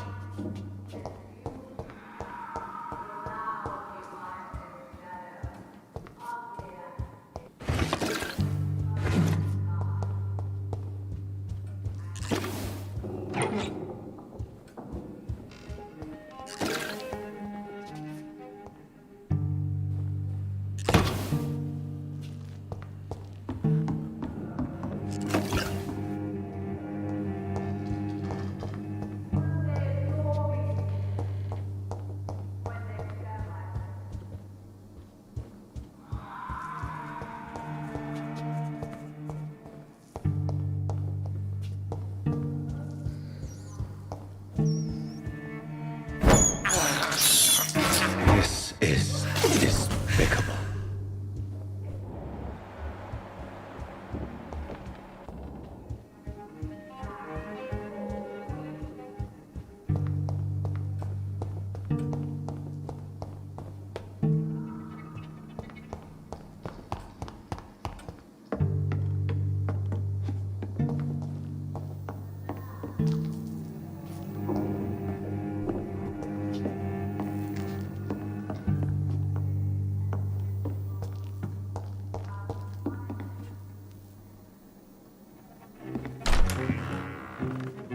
Who are you?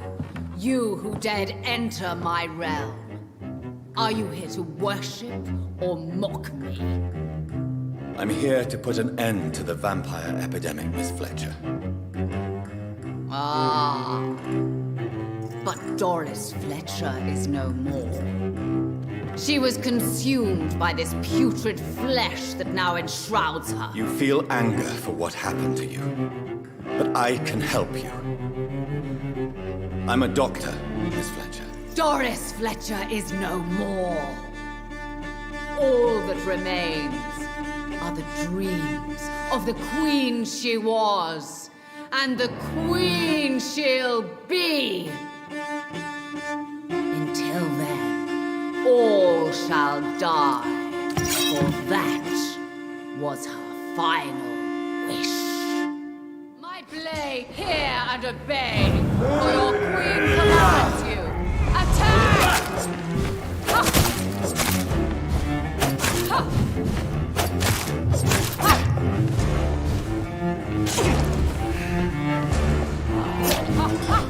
Touché, sir. Behold, Kinslayer, the disgrace of she once renowned. Will she be the queen again once they all share her fate? My children, my beloved, die for the love of me. You killed my father. Prepare to die. Your hand is shaking.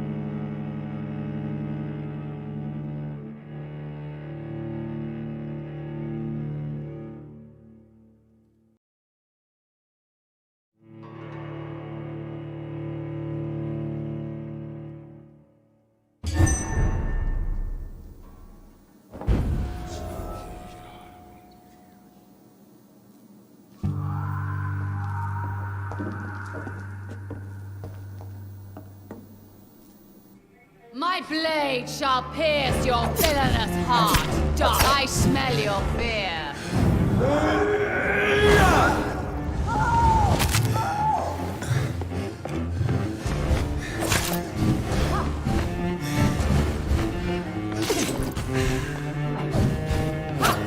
Touché, sir.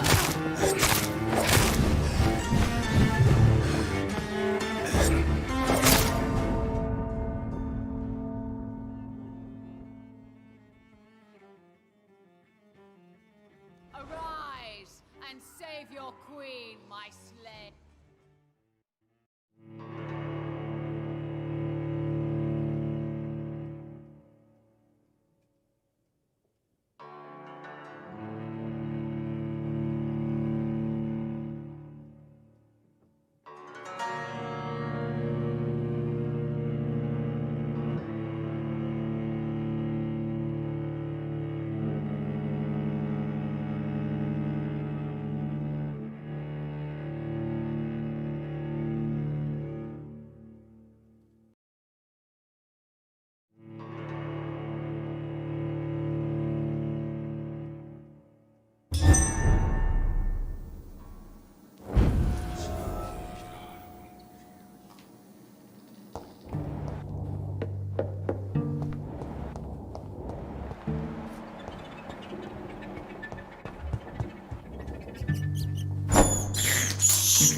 I can't believe I'm doing this.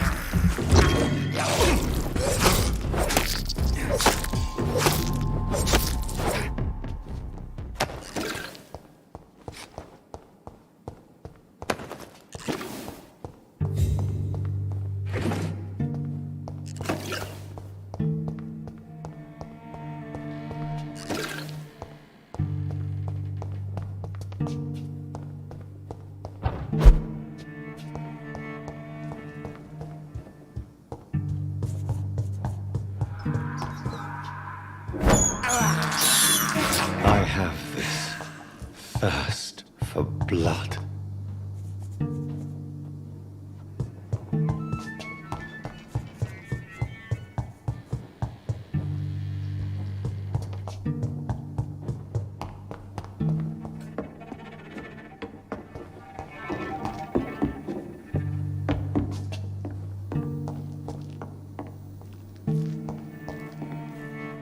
Your blood will be mine!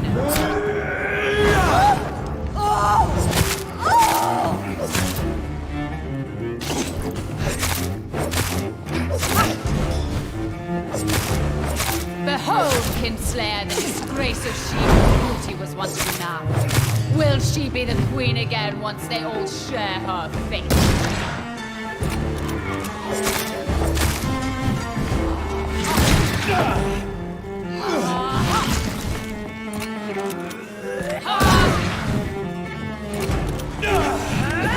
Hear and obey, for your queen commands. Woe unto thee, son of Babylon!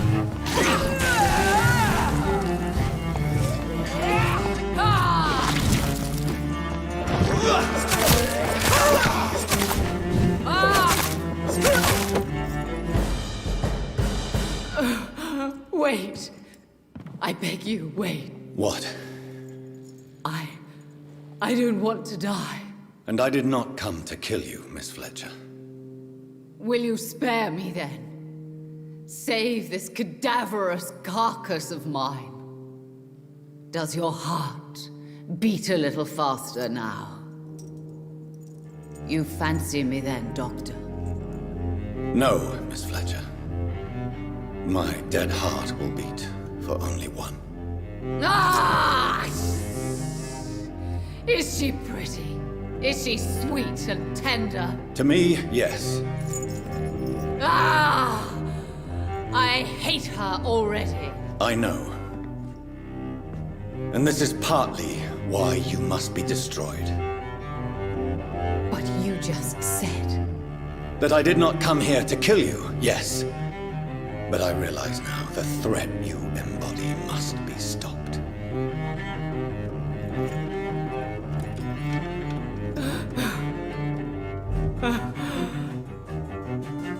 Will I be remembered? Will you? You were Doris Fletcher, the greatest actress of her generation. No one can take that from you. Thank you. And farewell.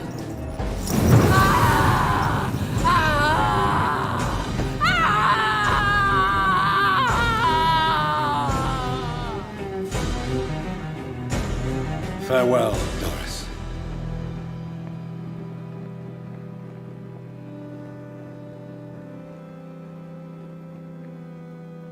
Bravo!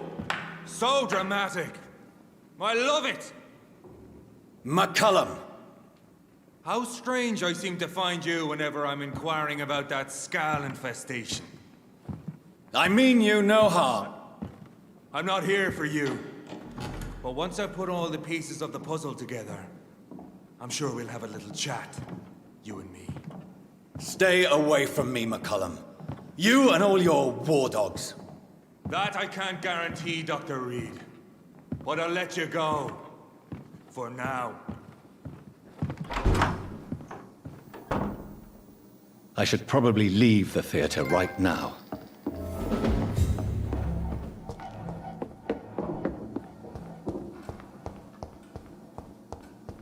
I cannot enter. The West End should be safe now. But London is not. It would be wise to benefit from the Ascalon's protection while I continue my research during the Great Hunt.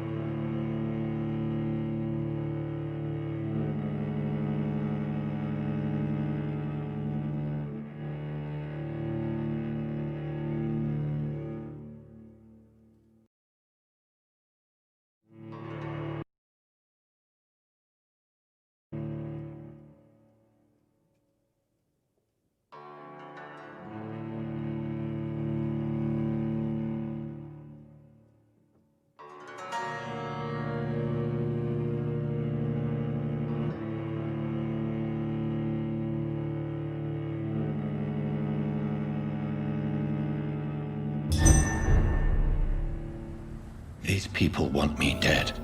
I need to leave now.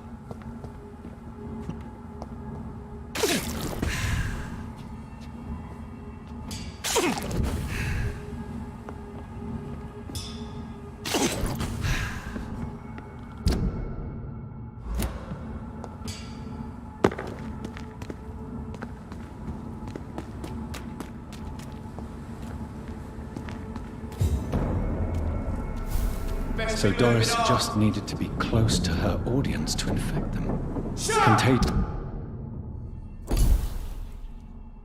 through skin. Very disturbing.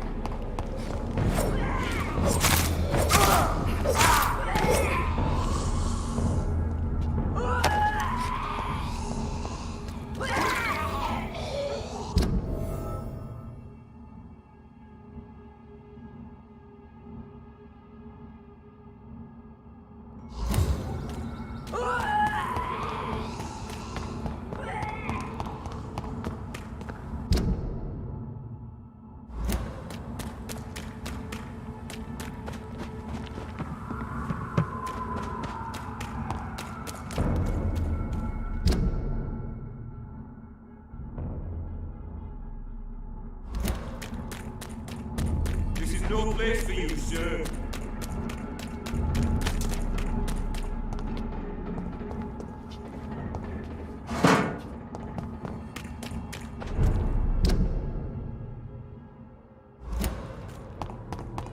All countries unite!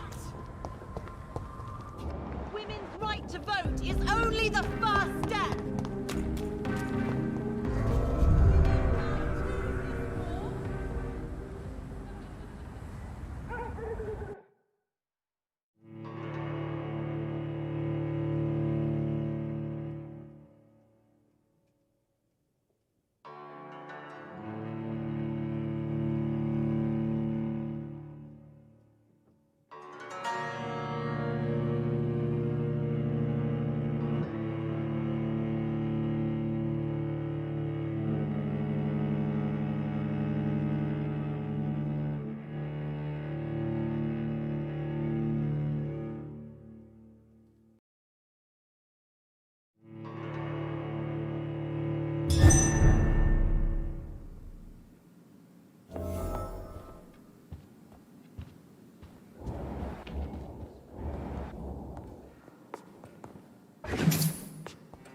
Always a pleasure to see you, sir.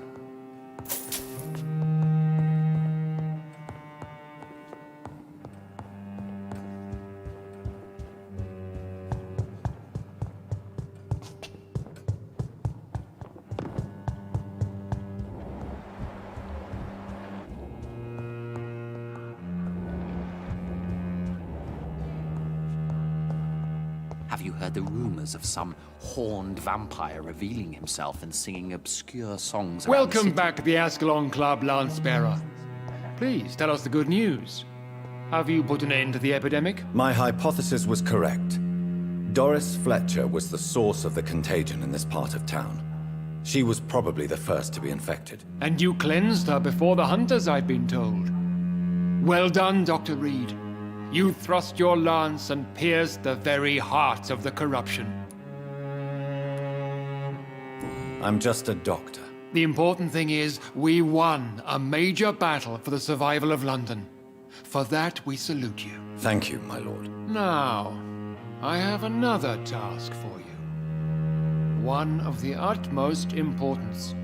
Perhaps even more so than the previous. I'm listening. It's time for you to perform a most sacred duty for the club. I want you to recruit a new vampire. Recruit a new vampire? Are you sending me on some sort of diplomatic mission? Not exactly. I want you to make Aloysius Dawson the Ekon he deserves to be. As you wish, my lord. Good. Now go. How would you like me to proceed? Aloysius is waiting for you at the Dawson estate.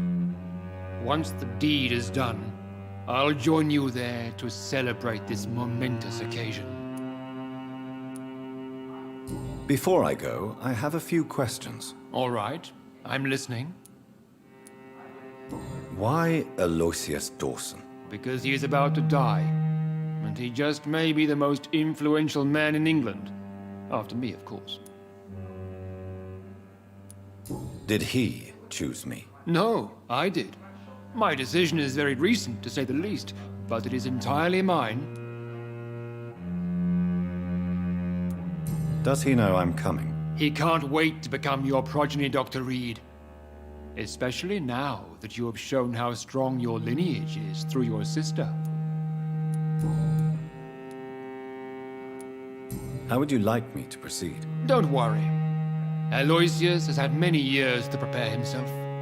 He has studied our kind for decades. So shall I just let him drink my blood? Yes. Aloysius will gratefully sup on your blood. His heart will slow, then stop. But he will rise again as one of us, an immortal. Is there any danger? Our blood alters a mortal body so deeply that some don't survive the metamorphosis. They die for good. But Mr. Dawson has been preparing himself for a long time. You invited Lady Ashbury. Wouldn't that be breaking one of your cardinal rules? No women allowed. Not allowed as members, no.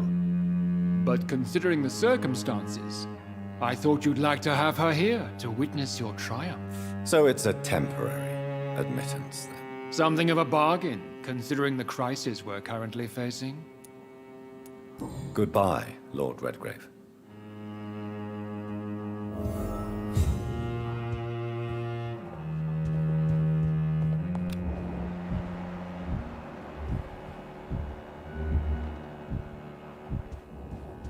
I think we're safe for now.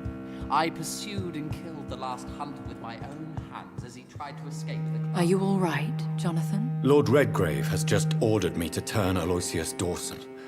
To make him my progeny. I see. And how do you feel about this?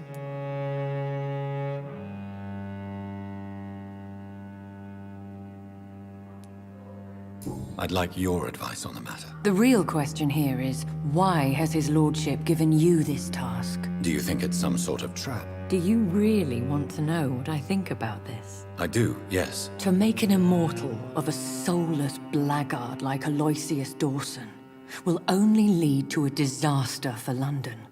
The man is already dead inside. Should I refuse? Perhaps politely suggest that Lord Redgrave turn the man into a vampire himself. Don't you dare, my dear. According to what I've recently discovered, his lordship could kill you for even broaching the subject. Really? Why? I've recently found proof that the Earl of Bristol is of lesser lineage and only capable of creating skulls. Please tell me more about your recent investigation. As long as you lower your voice. What would happen if I made Dawson an Ekon like myself? You would add a powerful immortal into a suffering world. An immortal who already craves authority. Maybe I could teach him control, like you taught me. Lead him down the right path. Mr. Dawson spent his life searching for a way to cheat death.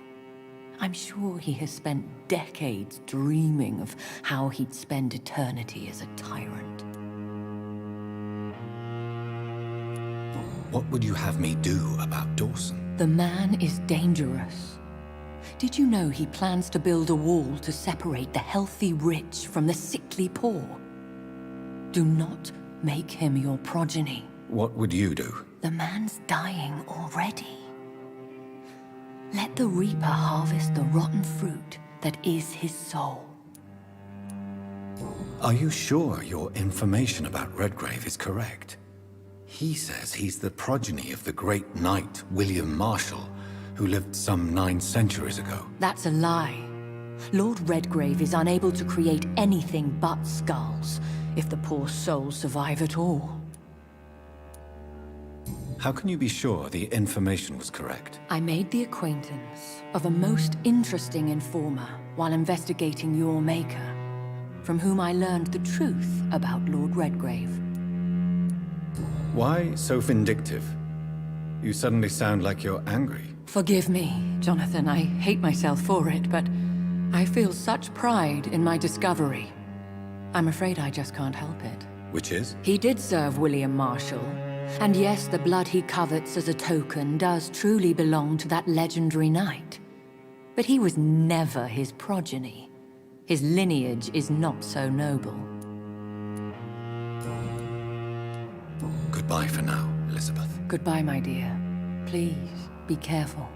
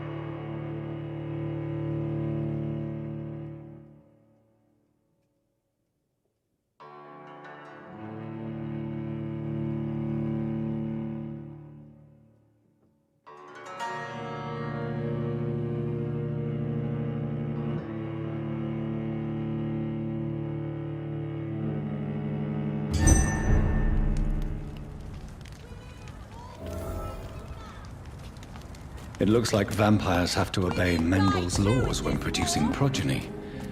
Powers pass from one generation to another. That's why Dawson wants me to sire him.